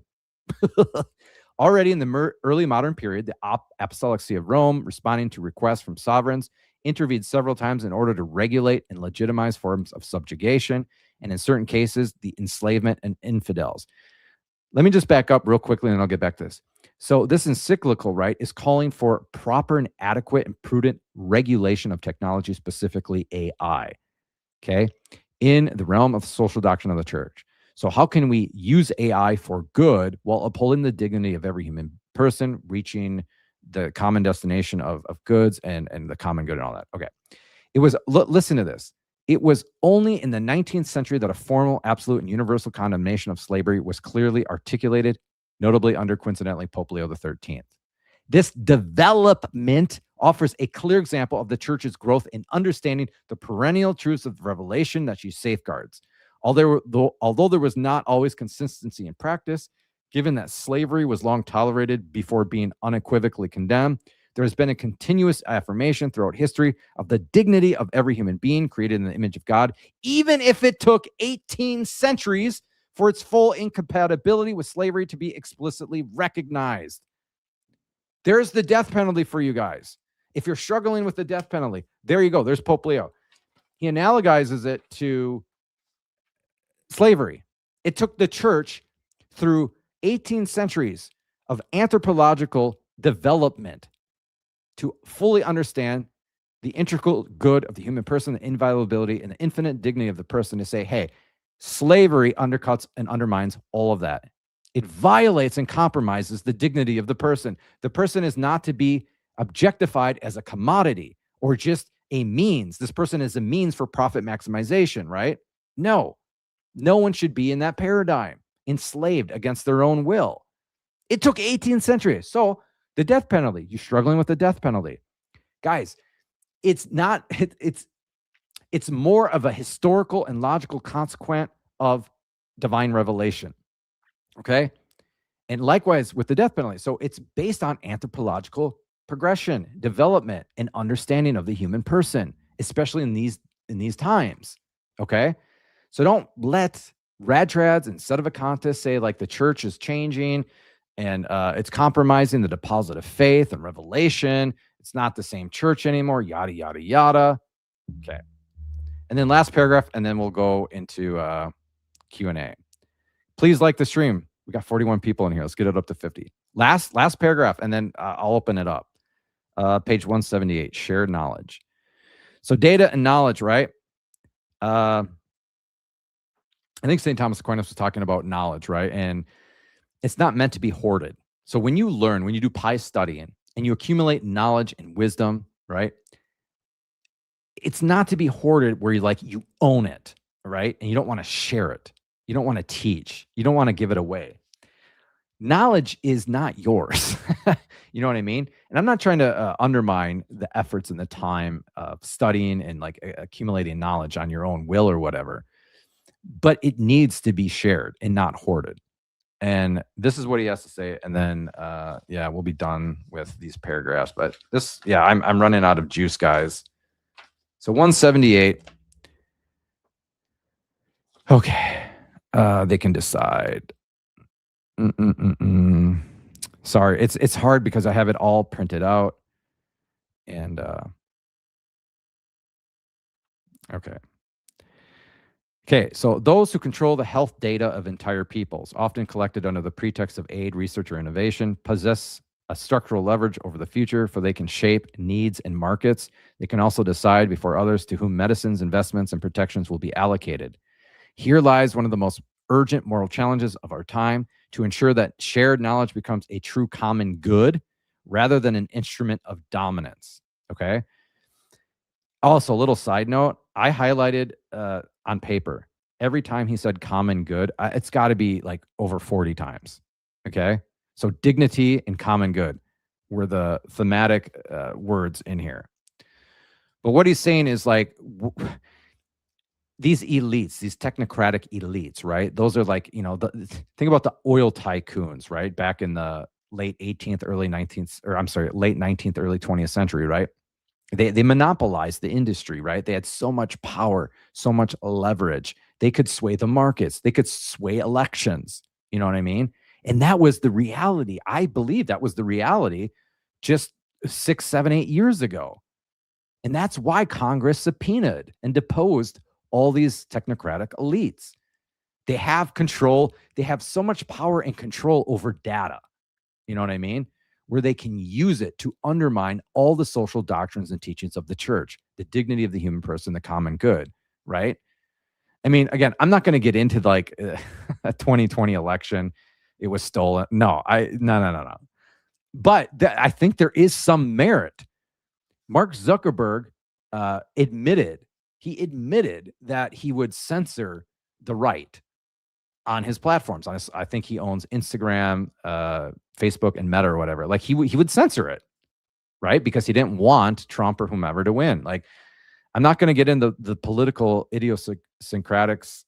Guys, I gotta stop. I think I'm done talking. But oh gosh, yeah. So you know what I mean, okay? Hour and a half of just yapping. Holy cow. But yeah, if you can take away anything from this, know the foundation of the social doctrine of the church and how it's articulated in the Compendium, Social Doctrine of the Church. Why and what was the milieu and the motivation for Vatican II, read Gaudium et Spes, okay? And know that we're talking about dignity, common good, social justice, subsidiarity, solidarity, okay? Know those things, and that we are working in a common globalized effort of connectedness through social means, technology, just the AI, that we cannot compromise these things like dignity and the common good for profit maximization. We can't have these elites abusing and misusing their power to subvert and suppress individuals through political manipulation and coercion and shaping the markets and all that stuff. Because Technology and AI specifically they're advancing so rapidly. Like 5 years from now, who knows? Maybe it will be like the movie Terminator 2. We have machines, or maybe the movie The Matrix, right? Where they're just growing us for lithium battery power. I don't know, but all right. That took a lot out of me. I was hoping a little more people were in here, but that's all good. I think, it's hard to sensationalize over things like reading an encyclical online for, an hour and a half. But I'm glad whoever stuck with me through the look at this. Is this still choppy? Oh boy. But yeah. Yeah, please like, subscribe, become a member. But now's the time for questions. I would urge you guys to ask me challenging, pressing questions on your mind that has anything to do with the social teachings of the church social doctrines: slavery, death penalty, IVF, euthanasia, abortion, redistribution of wealth, universal the common destination, universal destination of goods, solidarity, subsidiarity, socialism, communism, Marxism, capitalism, economics, anything, just anything that's on your mind. Please ask me. Who's Alex? Okay. My bishop up in Canada had AI symposium that brought in speakers to talk exactly this last year. We came to the same conclusion. We're working in policies to vouch for all that Publius about. Beautiful. Beautiful. That's beautiful. Good for you. I'm glad to hear that. And who's Alex? Looks like the real Eric that I see in person. Well, it could be. This could be an illusion. You could be in the Matrix. Oh, let me take a drink.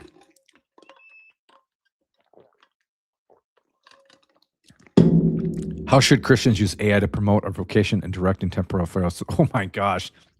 Okay, wow. Okay, you're swinging for the fences, bro. I'll do my best. To promote our vocation and directing temporal affairs to the will of God. Okay, so for the sake of argument, I'm going to reduce it to the vocation of marriage, okay? Because I think that's more applicable and relevant to all of us, to me, to you, and to probably all the other people in here. So remember, your salvation lies in your vocation, okay? You have souls entrusted to you. I'm just saying for the married, okay? Whether you have kids or not, you have souls entrusted to you. So obviously, your own salvation, but you need to focus on how you can use temporal goods, temporal affairs, jobs, technology, AI, whatever, that's ordered towards willing the good, the eternal good of those souls that are entrusted to you primarily, directly. I'm sorry. So, how should Christians use AI to promote that? I don't know. So when it comes to AI, this is my exposure and experience with AI. Okay, Alexa, Siri, ChatGPT. Okay, and I use them to ask about the weather, or just facts or random facts, or who said this, when, and where, whatever. And ChatGPT I use for bibliographies, and maybe for some some things to rephrase things I want to say on a video, whatever. I mean, that's really it. So just remember, we are not to serve AI and technology. Technology is supposed to serve us. Okay. So never be enslaved or subjugated to technology or AI. Don't let your phone and the apps and the social media control your lives. Don't be addicted to it. Don't have them serve as idols. Okay. Because I think the danger of technology and AI can get in the way of your vocation and the souls that are entrusted to you. It has for me. Okay. Unfortunately, I'm sorry. I'm a sinner. Guys, I hate to break it to you, but I'm not as holy as you think I am. And I've really struggled with my phone, with apps, with scrolling, with reels, with shorts. Yeah, I have. I'm not going to lie. And here's the thing. I actually think that the struggle, the real suffering, and the just how hard the vocation can get, I use social media as an outlet to kind of escape reality, if you will. Okay. But it got to the point where I would be on my phone in front of my kids and my wife when I shouldn't have been on my phone. Why? Because you need to be present to your family. You need to be present to the souls that are entrusted to you. It's not just merely, okay, I'm going to make a living to support my family. You know what I mean? Like my kids, my wife, invest in their college education and the future's retirement, all that, and then the inheritance. No, no, no, no. Guys, primarily you need to focus on their spiritual journey, the edification of their faith and growing in holiness, right? You need to be a good spiritual leader, even if you're a wife or husband or whatever. You got to live an example of holiness, the witness of your lives of holiness to your kids. You got to teach them how to pray. You got to educate them in the faith, live by example, teach them morals, principles, right? And if I'm on my phone and I'm not present to my kids, what are they seeing? What is that? What message is that giving to my kids or my wife for that matter? Well, it's saying that I'm disordered. I'm not really focused on my vocation per se. I'm more focused on my self-gratification and escaping reality in that moment. So I got to just constantly habitually think like, what's good for my wife and my kids in this present moment. I got to be present to them. I got to look at them. I got to listen to them. I got to enjoy their company, right? And internet, AI, and technology depersonalizes, it dehumanizes, and it rewires your brain, right? It affects our social interactions and stuff. Keep asking me good questions, though. How do we reconcile the death penalty is inadmissible, but war can be just? Well, if you read the Encyclical today, I'll pull it up. I have to pull it up. But he basically said, I'm paraphrasing right now, but he said just war theory is outdated. It's no longer applicable. So in a sense, he's saying war is inadmissible. He's not saying it's an inherent evil. Okay. You can't say the death penalty is an inherent evil. You can't say AI is an inherent evil. Okay. But he more or less said that war, there's no such thing as a just war theory anymore. Let me pull it up because you're probably like, I'm full of it or whatever. Okay. Hold on a second. All I have to do is just type in just war. Just war. Okay. Right here. Today, more than ever, without prejudice to the right of self-defense in the strictest sense. So he's still recognizing that you can defend yourself, right? It is important to reaffirm that the just war theory, which has all too often been used to justify any kind of war, is now outdated. I mean, you can maybe spin that and qualify it and nuance it all you like. But if you know the past papal magisteriums and the social magisteriums, going back to Pope Paul VI, remember what Pope Paul VI, he's quoted in here saying, the end to war, or whatever, enough with war, it's done. No more war, or whatever. I'm paraphrasing. Yeah, it's just been building and progressing towards an abolishment of war, or at least the outdating of the just war theory. Delete your account. What account? Oh, Parker Manning. Dude, Parker, what's up, my friend? $2 to delete my account? Bro, you're going to have to, oh, come on, man. You're going to have to up that a little bit. And you got to be more specific on what account. Yes, exactly, Sir Minimi. Too cheap. How exactly do we reconcile the death penalty as an admissible fact that there are people out there who are doing extremely bad things, especially in regards to recent events? Okay. I'm going to go back to Evangelium Vitae. That's St. John Paul II. Okay. So this whole idea of the inviolability and the ontological dignity of the human person, regardless of their morals, right? Because you got to remember, you don't lose your divine image and likeness because you're a murderer, a rapist, whatever. You don't. You're still made in the image of God. What you do lose is your moral dignity. You can lose your moral dignity. You can use your social dignity. You can lose your existential, you know what I mean? You cannot lose your ontological dignity. So that's why Pope St. John Paul II appealed to Cain and Abel. So if you read the account in Genesis, not only did God not put Abel to death, or Cain rather, I'm sorry, or, through instrumental means or whatever, or the judicial whatever, he protected Cain with a mark so that people wouldn't kill him. Okay? So that people wouldn't kill Cain. So the ontological dignity. So he's a murderer and God protects him because he's still made in the image and likeness of God. Okay? So when you're saying when there are people out there who are doing extremely bad things, I'm guessing you're appealing to the common good and the protection of the common good. So regardless of the ontological dignity, if we don't have the resources and the ample technological advances or whatever the penitentiary systems or rehabilitative services, well, okay, the dignity, the ontological dignity of one human person, well, doesn't the common good outweigh the ontological dignity of that one human person? No. So you got to read Dignitas Infinita, okay?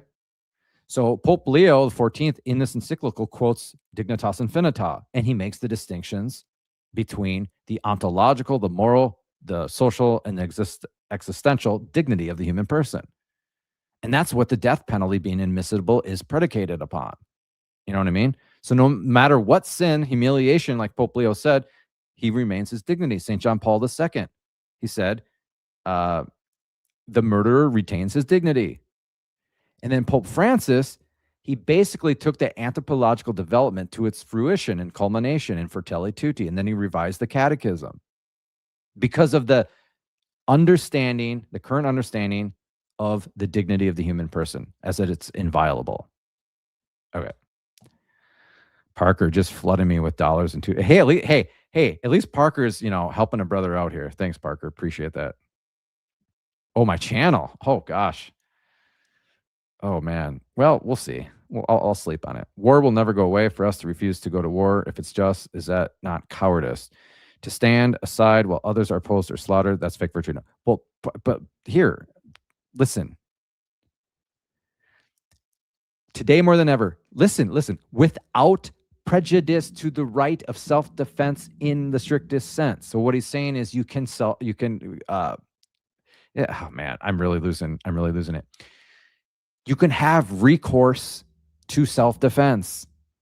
That he prefaced it before he said the just war theory is outdated. He said more than ever without prejudice to the right to self-defense in the strictest sense. Okay. So if all the, I don't know, if a bunch of countries, China and Russia and whatever, they all collude and they all try to attack the U.S. and we're outmatched and outnumbered and we have the right, the recourse to self-defense. Okay. Oh, okay. Yes. Read it. It was written by the prefect of the Dicastery of the Doctrine of Faith, Cardinal Fernandez. Kevin Fernandez?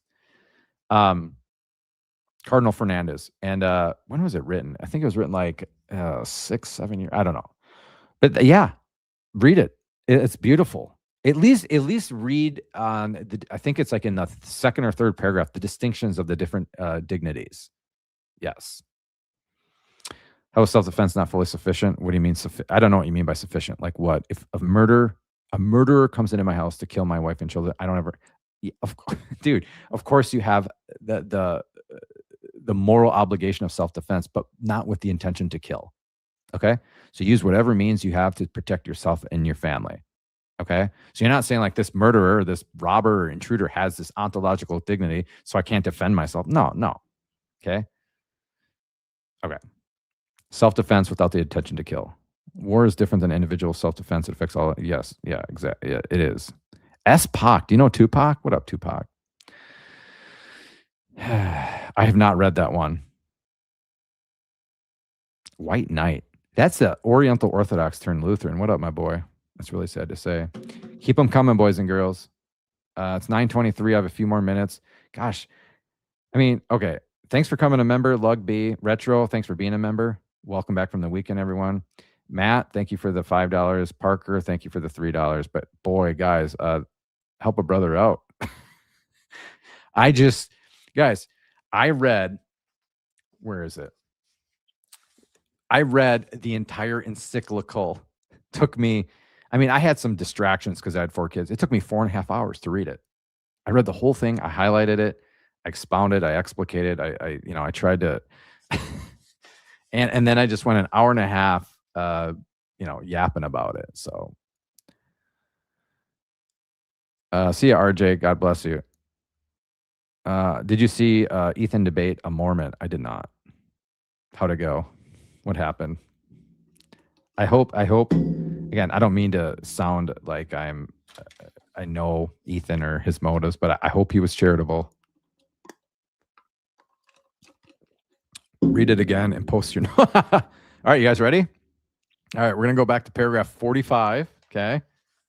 Oh my gosh, that would be horrible. Parker just doing the just doing it right, man. We're up to $13. You know, if we get up to $100, I'll delete something. Maybe your face. Parker, I should be super chatting you. Guys, remember Parker Manning, he's an author for Catholic Answers. And he writes online tracts and blogs and articles for Catholic Answers. I interviewed him last week. I think it was last week. He wrote a book. Gosh, I think it's still around. Where is it? I forget the title, but exposing anti-Catholic logical fallacies. Protestants like to engage in using and employ logical fallacies. It was fun. Absolutely. Start the precedent. I love it. Guys, mimicry is flattery, whatever. Where informative things that can have been shorter and more to the point. You know, I can handle that criticism, okay? That's okay. You know, he did you got to remember the title. I mean, I know it's just a title. It's about the magnificent humanity, the dignity of humanity. So everyone is saying like, "Oh, AI, technology." Well, no, it's a lot more than just AI and technology. So he actually spent more time, I believe, if I recall, specifically on war than he did on like AI, technology, workers' rights, all that stuff or whatever. Yes. And remember, he quoted Pope Francis ubiquitously, guys. I'm telling you, that's how the papal magisterium works. You know what you'll never see? You'll never see a current living papal magisterium publicly criticize their predecessors. Show me. When it comes to authentic teaching, show me. But you know what the layman does in the West? That's all he does is inordinately publicly criticize the prelates, the magisterium, the Pope. Why? Lack of docility and obedience. But I'm the Pope splainer. I am a Pope splainer. I'll Pope splain you right back to your sedevacantist ideology. Is it possible for you to hold more debates, maybe because we don't really understand your channel? Hold on. Let me sorry. Juicy Peppa. Is it possible for you to hold more debate, like hold debates or engage in debates? Like where I have interlocutors come on and debate each other, or me engaging in debates on my own channel? Maybe because we don't really understand your channel. I mean, are you new to my channel? I mean, how much have you been exposed to, or how much have you watched or engaged in? Because my channel is kind of unique. It's not really niche. I mean, it's niche in the sense that I unfortunately have just done reaction videos to Protestants over and over and over again. But I do a lot of members streams where we do stuff like this. We do Bible studies. We interact. We do the general audiences. We do spiritual like direction kind of stuff. Not saying I'm a spiritual director, and we help out in that area. So that's really what my channel is about. But yeah, I've engaged. I've participated in one formal public debate last August. I've never hosted a debate. I would, but yeah. All right. Well, can someone give Juicy Peppa a free membership? She just said first time, brother. What do you mean? Sorry, did I miss something? I'm sorry. Okay. Yeah, I read the whole thing today, 4 hours. Is this right? Common good isn't socialist coded language. No, because while we believe in the universal destination of goods, we also believe in, yes. So we should be charitable, but charity can't be coerced. Yes. Well said. Better than what I could have said. Right there. See, you got the distinctions and the nuances. Don't go far to the left. Don't go far to the right. Right? That's perfectly said. Yep. But remember, it's primarily, what's the foundation? The dignity of every single human being, regardless of morality, social economic status, anything. Okay. If everyone in the chat donates just $3, it'll be over 100 enough to lead this channel. Come on, guys. Guys, you got to listen to Parker. Hello. Good morning from India. Wow. All right. We love India. St. Thomas the Apostle. What can you remind me what your liturgical rite is over there? It's I can never remember it. It's that unique one. All right, guys. Please, more questions or donations. Remember to like the stream. Consider becoming a member. I wish I could give away free memberships. I would totally flood you guys with free memberships, but yeah. Let me tell you this, okay? I was gonna wait till the end of the month, but since you guys are all here and I'm waiting for you guys, Cyril Malabar, thank you. Thank you. I can never remember that. I was gonna wait till the end of the month. You're all here. Some of you are members, subscribers, whatever, and we're done with this. But please ask me questions, even if it's personal, whatever. I'm actually in the midst of trying to reshape, redirect my channel, its algorithm, what it's about, and what I want to do on this channel. So unfortunately, a lot of it has been reactions, videos, and streams to Protestants or even Eastern Orthodox, and apologetics and even polemics. And I'm just, I'm really trying to go more towards catechesis, Bible studies, uh, examining general audiences or even encyclicals, reading mystics and saints or doctors or just helping people out in their spiritual journey, all that stuff, right? But here's the problem. My algorithm has been shaped so much by reaction videos that if I do see, like right now, I only have 28 people in here. If I was reacting to Ryan or Wes Huff, I'd have 130 people in here. It's just the nature of it, right? So it's going to be a slow, gradual process, but I'm gonna need help, is what I'm trying to say. So any way you can help me, whether it's liking, subscribing, and just watching my videos, letting them play out, any financial support, I will put the formal public announcement at the end of the month. But yeah, and then I do have another channel. It's called How to Be Catholic, and that's not apologetical, or well, it's not based on reactions, but apologetics, yeah, whatever. And that's for people who are discerning Catholicism, inquiring about Catholicism, who may be confused. You got one apologist saying this, got another apologist saying that. I don't know what to do. Should I convert to Catholicism or Eastern Orthodoxy? Blah, blah, blah, blah. So that's that channel. So there's that. Bro, Retro, my boy. Should have used that link, but I'll take it. Thank you so much. I finished The Violent, Bear It Away. Her writing is grotesque. Her characters are mostly miserable, and the grace of God doesn't descend like a dove. It's a shotgun to the leg while knee-deep in sewage and drags you along, hog-tied with barbed wire. Wow. Oh, wow. Okay. Wow. Were you edified? Did it help you? Did you learn? Did you figure yourself out more, or what life is all about? Oh, I appreciate that. Well, what do you mean? Like me hosting a debate, or me like debating someone on my channel? Redeem Zoomer and I were talking about debating what is the true church or ecclesiology or whatever. I mean, it still possibly can happen, but I don't think I would have it on my channel. I'd rather have it on someone else's channel that has more subscribers and reach and all that stuff. But I know, right? I know. Yes. You got to make it simple and concrete. It's so true. Well, actually, on that other channel, it is. It's very simple. At least I think it is. I think. I don't know. Yeah, man. That's awesome. I'm glad you found her and her writings. The Irish, we love the Irish. You know I'm Irish. We love the Irish. But yeah, man, I'm happy for you.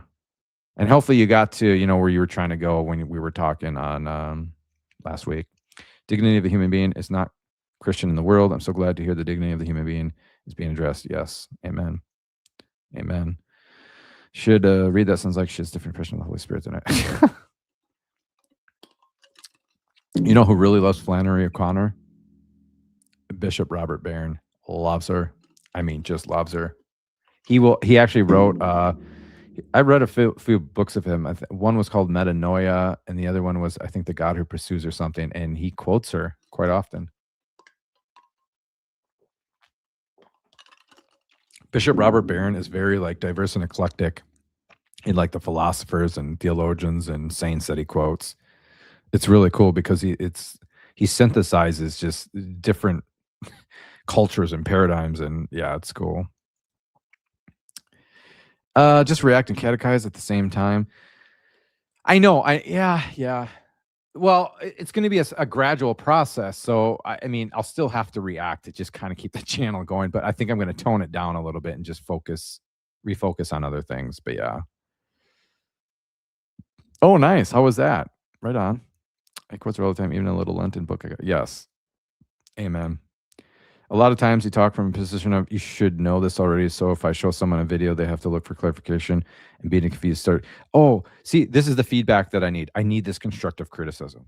Like, don't hold back on this. Okay, so can you just expound and elaborate a little bit? So if I have a video, is there a specific video that you can that you're alluding to that you can share with me that if someone is, inquiring or just, they don't know much or whatever? Because I don't know, like, I think of other apologists like Christian Wagner, Kevin Fernandez, even Joe Heschmeyer, and I wouldn't consider myself on their levels when it comes to, like, catechesis or just my videos and their content. I'm being real, though, like, I try not to be like I don't wanna sound like I'm some, like, theologian wannabe or like I'm, like, more knowledgeable than I am. Because yeah, that's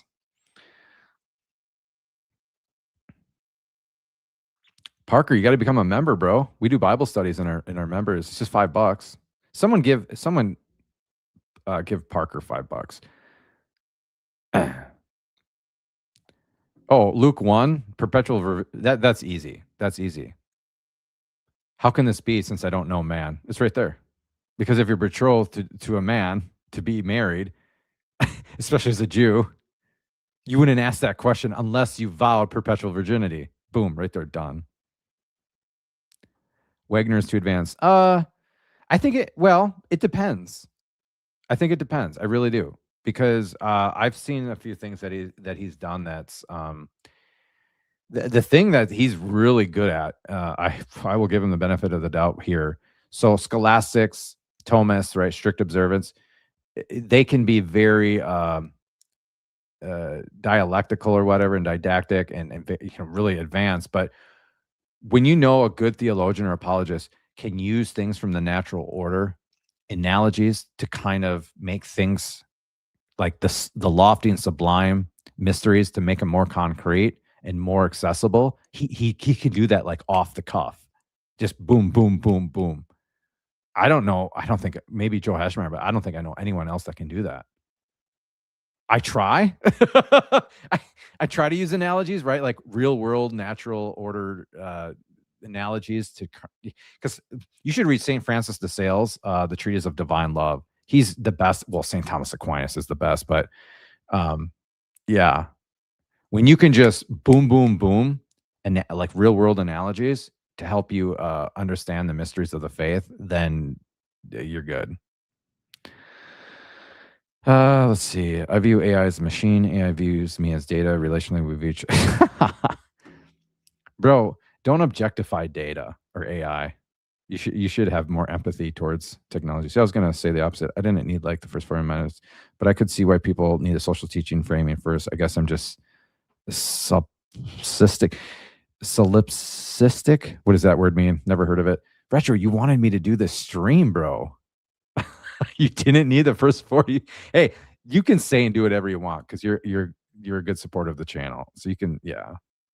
Wagner's unmatched. It depends on what. Let's see. I'm from Northeast India. Here in our state, mostly are 70% Christian and mostly by Oh, interesting. Mostly Presbyterian in India? I mean, I know there've been evangelism efforts, Protestant evangelism efforts in like non-Protestant countries like Brazil. I mean, Brazil is one of the most Catholic countries, and apparently there are a bunch of evangelicals going down there and converting Catholics. And how about this? The Philippines, right? Think about the most Catholic countries. The most Catholic. Here? Let's have some fun. What are the 3 most Catholic countries? Now, I'm talking about not population wise. Okay. I mean, you go to the most populous country and I'm talking about proportionality. Okay. Like density or whatever. Like what's the most Catholic country? So give me the top 3. Let's see what you got for me. Let's be nice. Let's be nice, Billy. How can this be from a Virgin Makes absolutely yes, exactly. Parker's the man. You should write a book on it. I just, dude, you don't have to donate more. I'm just saying, like our member channel, our member streams is where is that? Your analogies are good, but sometimes you forget we're talking about halfway, and we all pretend. That's called the short-term memory. I'll be honest with you guys. I went through, and I'm not trying to exonerate or justify anything or make an excuse, but I went through a very serious mental crisis that lasted years, and I was on medications that messes with memory. I'm just saying. Oh, I forget where I am a lot. Just today, Echoes. Don't you remember? Didn't remember where I was. Let's see. I want some digestible material to show new converts and inquiries they have solid starting position so they can explain the knowledge. Bro, Sir Mini-Me. Here, you're going to make me pull it up. Here's my other channel. I have 5 videos. I think 6 maybe. I have 5 or 6 videos. Super. I mean, just very concrete, very accessible, very understandable. Okay. For anyone else, I have 330 subscribers. If you're not subscribed, or if you know of anyone, that's, what the heck, inquiring about Catholicism or curious about Catholicism, have questions, this channel will primarily be going over scripture and how scripture is Catholic, and how you can understand or get a better understanding of Catholicism through scripture. That's my channel. Okay. Stop hugging the knowledge. Yeah. Okay. Stop objectifying Echoes, Eric. My bad. Ooh, that's good. Hood Red. That's good. That's, I would say Poland. The Philippines, definitely. Poland, the Philippines. And yeah, I'd say it's either between like, Spain or Portugal. No, like Brazil or yeah, that's really good. Well, I was going to say the Philippines, right? So my wife is from the Philippines. My kids are half Filipina. I got one son too. A lot of my wife's family, more extended in-laws and stuff, Catholics turn Jehovah's Witness. I'm just saying. And that's like a phenomenon over there. It's weird. I don't know. What else? No, ChatGPT told me that. Poland is Catholic to the core. Yes, it is. I would almost say like Poland's got to be the most Catholic country. Like you can't even, no Protestant missionary is going to get to Poland, right? All right. Last call for alcohol. Let's see, 2 hours and 7 minutes. I'll go maybe another 5-10 minutes. If you want to get serious about something, ask me anything. AMA, let's go. And then I'm going to have to go night. I hope you guys got something out of this. You know, I don't have a PhD. I'm not an expert, but I can say that I've read this whole thing. I read a lot of the encyclicals of the past 6 papal magisteriums. I read Gaudium et Spes, and I read the whole encyclical for today. I did take a class called Current Issues in Moral Theology, focusing on, whatever. Where would you rate this in your favorite encyclicals? Oh, gosh. I don't know, man. I really, I don't know.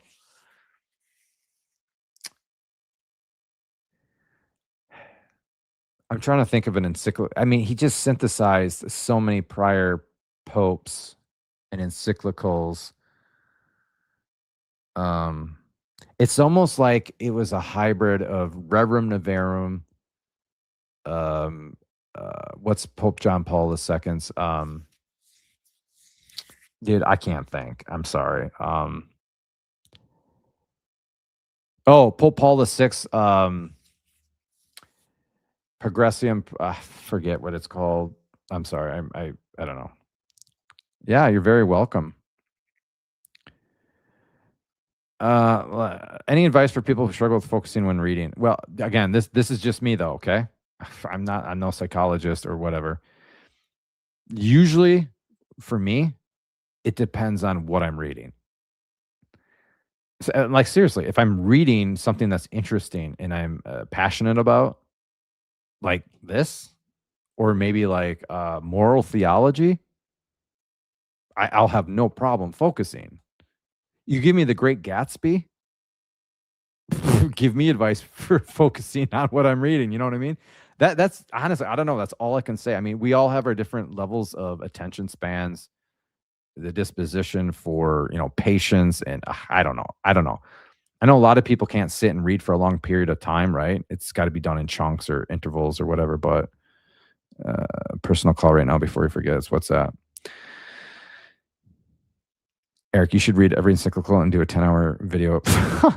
You know how many dude, you know how many okay, here's trivia. Which pope has written the most encyclicals? And it's not even close. It's not even close. Come on. Don't Google it. Don't AI it. If you do, I will know and I will be very mad. I will be very mad. There is actually at the library where I'm almost done with my master's, they have all the encyclicals in one volume. Yes, it's Pope Leo the 13th. Yes, you guys all Googled that. Bunch of monkeys.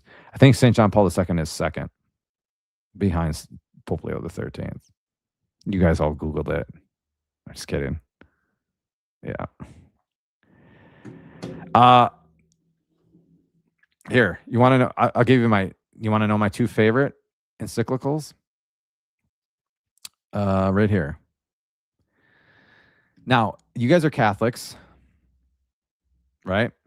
And if you want to evangelize Protestants, not proselytize, not preach per se, but one of the biggest obstacles and stumbling blocks for Protestants, I mean, in Eastern Orthodox, is the supremacy of the Pope, universal jurisdiction, papal infallibility, right? Vatican I. That and Marian dogmas, right?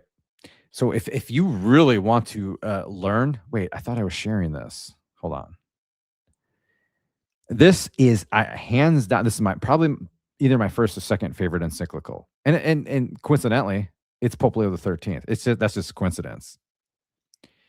On the unity of the church, I've never seen I've read quite a bit. I've never seen a more succinct, comprehensive, thorough, precise argument for the supremacy and the ecclesiastical need and necessity for the papal office, the universal jurisdiction of the Bishop of Rome, papal, like, I kid you not.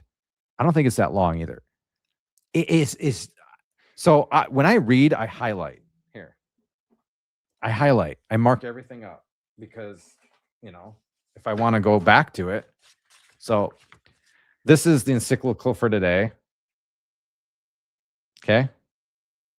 I highlight good stuff. I've never highlighted something more than this. I have never in my life. I have it down at my feet, but then this and Veritatis Splendor, St. John Paul II are my favorite. I believe you. I do, Adria. I believe you. I know you don't lie. Trute Fruity and what? What are you guys talking about? Are you guys drunk? Sometimes we can use the AI app to read it for us and listen to things that are, of course, absolutely. Word count. Ooh, how about this? Here's another trivia question. Please don't Google it. So you know how some of our popes are from religious orders, like Pope Leo the 14th is an Augustinian. Pope Francis was the Jesuit. St. John Paul II was a diocesan. He was not. He wasn't a part of a religious order. But I will tell you, what's the most? What's the number one religious order that most popes were from or part of? I really got to go. Last call for alcohol, guys. Thanks for being here. Please like the stream. It's not no, definitely not the Jesuits. Yes, Benedictine. Yeah. Yep. Good job. Yep. Dominican, I believe, is second. I want to say Dominicans are second. Well, Catholic convert, if you give me a good movie quote, and I'll stay on a little bit just for you because you did become a member, and I love you so much because you're hilarious. But let me just go through the gratitude, the thanks for all my super chats. Lugby, wherever you are, thank you. Retro, you've been with me since day one. Love you. Matthew, if you're still here, thank you. Parker Manning, I love it. Hopefully he's a frequent flyer. Ruth, thank you for being a member. God bless you. Retro man, just see Retro man, he knows all about solidarity and subsidiarity and the universal destination of goods because he redistributes that wealth, and I need it. I'm not gonna lie. And Juicy Pot Peppa, thanks for hopping on and getting weird with us. And Sir Minimi, thank you. Sir Minimi, you have a wrench, bro. Yeah, I discerned the Lake Carmelites, secular third order, for almost 2 years, and then they disbanded. And yeah, so my spirituality is Carmelite, St. John of the Cross, St. Teresa of Avila, St. Teresa Benedict of the Cross, St. Therese of Lisieux, St. Teresa Margaret of the Sacred Heart. Wait, was she? Yeah, I think she was Carmelite. Oh yeah, Carmelite. Did you really?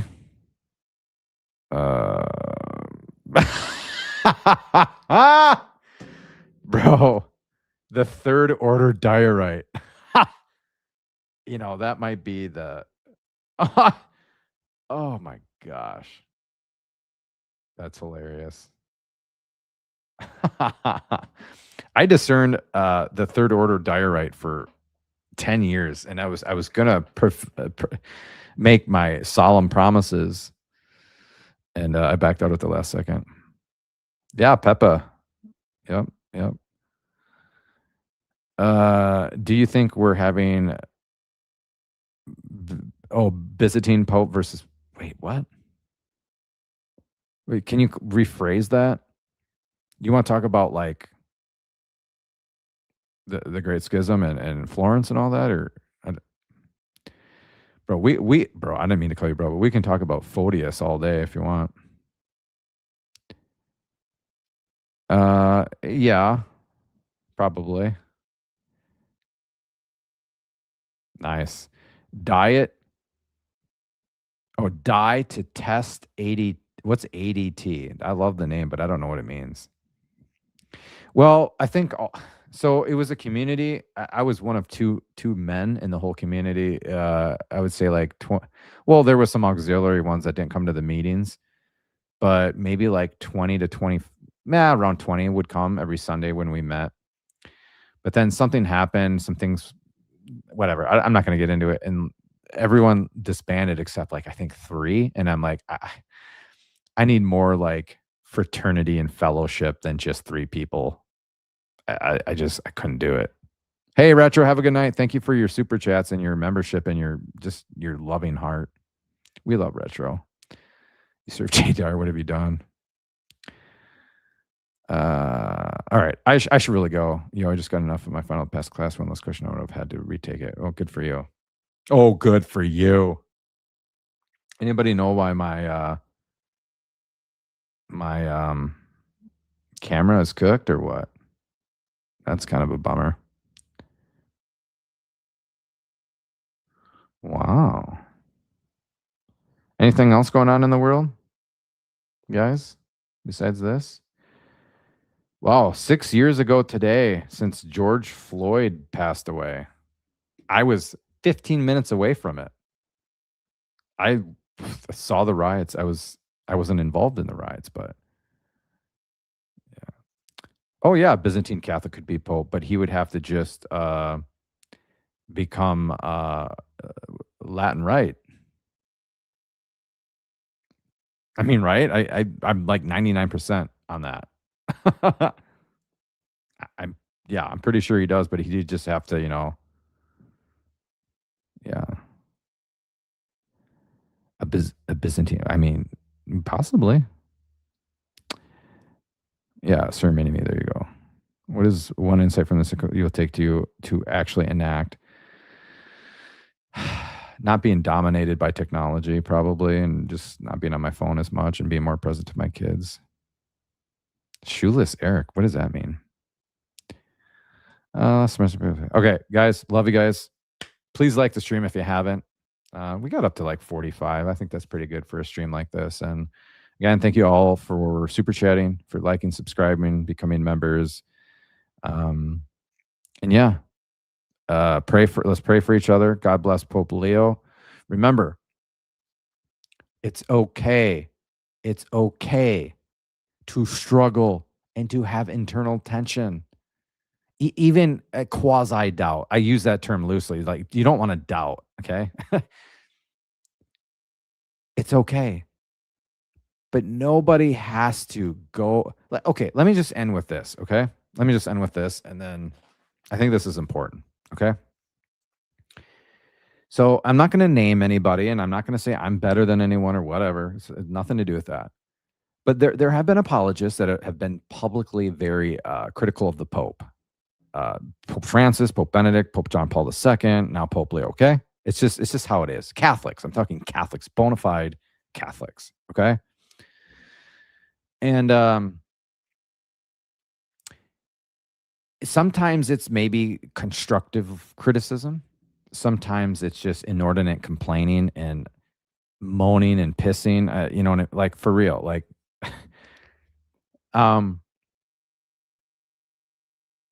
you don't have to go public about it. Like, I don't understand. Like, okay, let me give you an analogy. Okay. Here comes your analogy. So just like you have to have religious submission, religious assent to the current living magisterium, right? Of docility, fidelity. Okay. And so you're under her authority. She has the authority to authentically teach, govern, and sanctify. You don't. You're always supposed to give the nod of the benefit of the doubt to the magisterium. Always. Okay. Now, let's say you have a real struggle, tension. Let's just say the death penalty. I don't know what. I'm just using that as an example.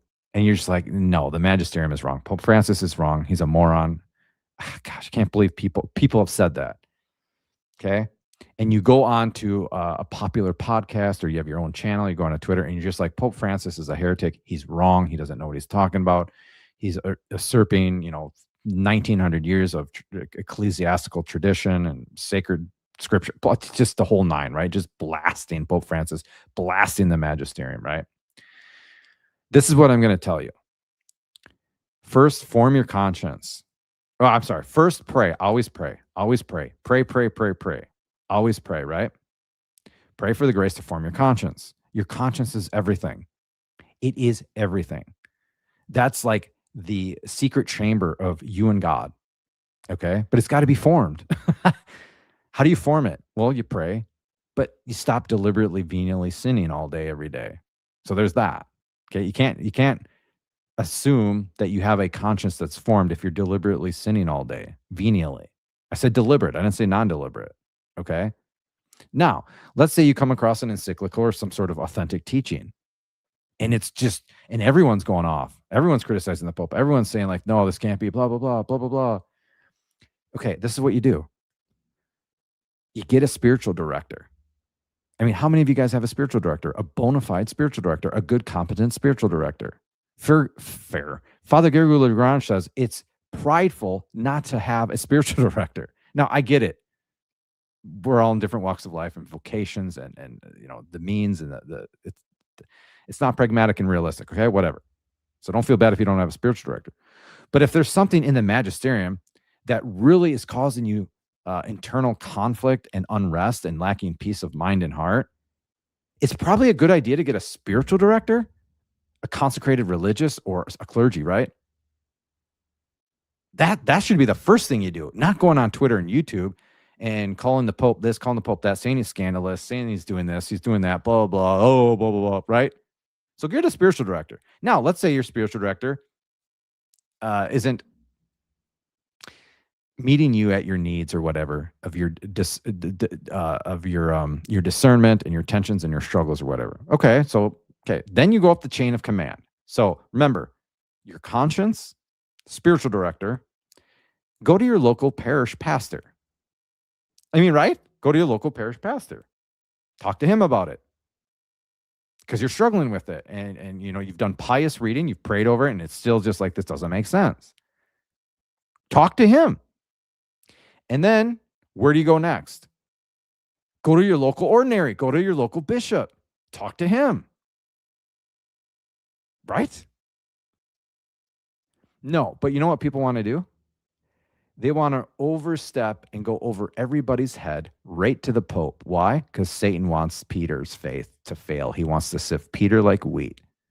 And so when people are thinking like, oh, just because I have the canonical right and sometimes the responsibility and the duty to make known to the sacred pastors things that I'm struggling with, blah, blah, blah, they don't ever think about prudence.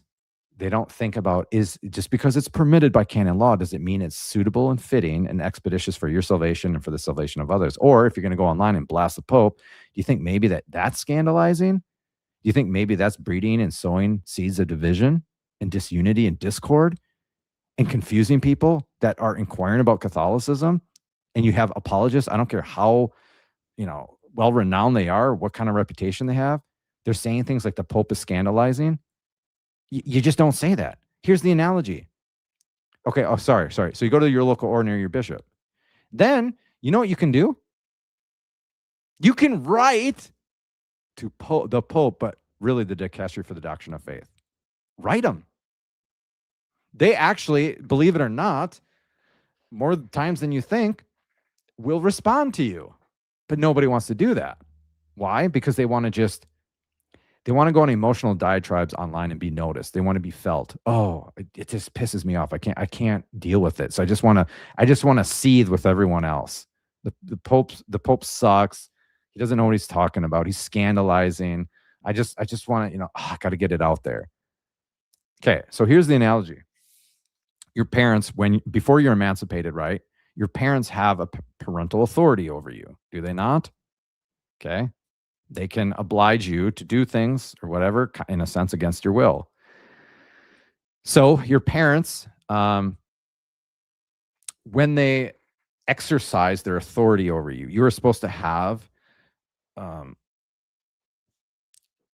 a docility and obedience and a fidelity to your parents because you're under their authority. Do you not? Are you not supposed to have that? You're supposed to honor them. You have due honor to give to your parents because of that authority, that dimension of jurisdiction. So it's like this, right? Just because the Pope isn't infallible or teaching infallibly or definitively, therefore you can criticize him. That's how it goes. But it'd be analogous to this, right? So my parents, when they're directly involved with me and telling me what to do, what not to do, setting boundaries and rules, exercising that authority over me directly, then I have to give that due reverence. But as soon as they step out of that judicial paradigm and maybe they're talking to other people in a different context or different situation, then I can usurp that authority. I can, forget the docility and the obedience. I can go online and publicly criticize my parents because that immediate jurisdiction wasn't there. And that's where I think like people with the Pope, right? They feel so removed from him because, guys, he's the Pope first, then he's the Bishop of Rome. Remember that. Pope first, then Bishop of Rome.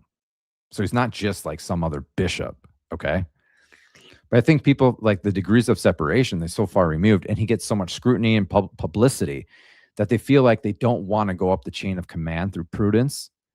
They just want to sift him like wheat. They want to have his faith. You know what I mean? It's like, I'll never understand it till the day I die. I'll never understand it. Why people, even publicly, and we're not talking about like St. Paul reprimanding St. Peter's etiquette or immorality or behavior. And if we have popes fornicating, publicly criticize that. You know what I mean? These people are publicly criticizing authentic, ordinary teaching that is binding. That does not come from the Holy Spirit. I don't care. I don't care if you're going to say, just because he's not infallible, blah, blah, blah, then I can just, inordinately publicly criticize the vicar of Christ, the one person that has the most direct representation of the person of Jesus Christ. Are you gonna criticize your local ordinary? Why not? Because there'll be repercussions for that. But everyone feels like they can just inordinately criticize the Pope, and it's stupid. I don't care. It's just so dumb. Okay. The Pope isn't teaching infallibly, so I don't have to accept ex-teaching a fallible layman under the authority of the Pope. Exactly. Yep. You guys got to remember St. John Paul II in his general audience, March of 1993. I could pull it up, but it's getting late. The Pope has a special charism of the Holy Spirit that no other bishop has when he's not teaching definitively and infallibly. Do you know that? So when he's teaching in his authentic ordinary magisterium, he has the Holy Spirit guiding him. Yeah, anyways, I should really get going. Sorry if that analogy failed. I was trying to use an analogy. It's probably sucked, but just don't publicly criticize prelates. Just don't get it. It's so dumb. It's the spirit of Protestantism. I don't care. I don't care about your Canon 752 or 212 or whatever it is. I don't care. It's imprudent. It's scandalizing. And just because you have the right doesn't mean you should. Gosh, it's not that hard, guys. Anyways, God bless you. Love you. Praise be Jesus and Mary. Thank you. Oh, echo. Sorry. Here's the thing. The thing. If there's anything you get out of this channel, always pray and never criticize the Pope publicly. That's the qualifier. Publicly. If you want to talk to your spouse about it, fine. If you want to talk to your friend about it in private, fine. Don't make a video on it. Don't go live and bash the Pope. It's not hard. Sorry. It's just not hard. Nice. Put the dono link in your video description at the top so you don't have to always post it in chat. No, I usually put it in the chat log and pin it at the top. But yes, the video description is a good idea. Thanks, Hood Red. Hood Red, Hood Red, Hoochie Mama, Hoochie Mama, Hood Red, Hood Red. Yeah, I'll never understand it. I just won't. All right, well, there's enough of that. Guys, top 5 stream of all time. What do you think? It's hard to say my Hosanna and goodbyes. It just is. Because I feel like I caught my second wind. I could stay up for another 3 to 4 hours, but I probably shouldn't. Oh my gosh, Emmanuel. No one knows who that is. Thanks, man. Guys, redistribution of wealth. I need it more. Thanks, Echoes. I love it. I love you. Praise be Jesus and Mary. You're the best. I need that. Oh, thank you for asking. Doing well, actually, believe it or not. He had some issues with some RSV or respiratory stuff. He went to the ER a few times, but man, now he's top notch. He's sleeping mostly through the night. He's smiling. He likes to look at daddy. He likes to stare at me. I'm like, bro, quit rubbernecking. You guys know what rubbernecking is? Yeah, we just extended arts and craft time by 4 hours. Yeah, why not? Should we? I don't know. I got nothing to go. Does anyone have anything to do tomorrow? Did anyone work today or not have to work today? The Catholic Convert 1982. Yes. Don't feel obligated. Let it, comment, let it play out. My fingers hurt. Well, now your back's going to hurt because you just pulled landscaping duty. Oh my gosh, dude. What's your name again? I forgot your first name. Is it Jonathan or is it Kip? It's one of those two. Didn't work today. That's what I'm talking about. Yeah, everyone is doing well. How are you guys doing? How's your family? Yeah, what a cutie. Yeah, we got some good genetics, my wife and I. There is such a thing as an ugly baby. You guys know that, right? Sorry. Is it really Clinton? Why do I feel like that's not your real name? Okay, I'll believe you. Clinton. Can I call you Clint? Or is that too soon? Too familiar? Sorry. Should I? No?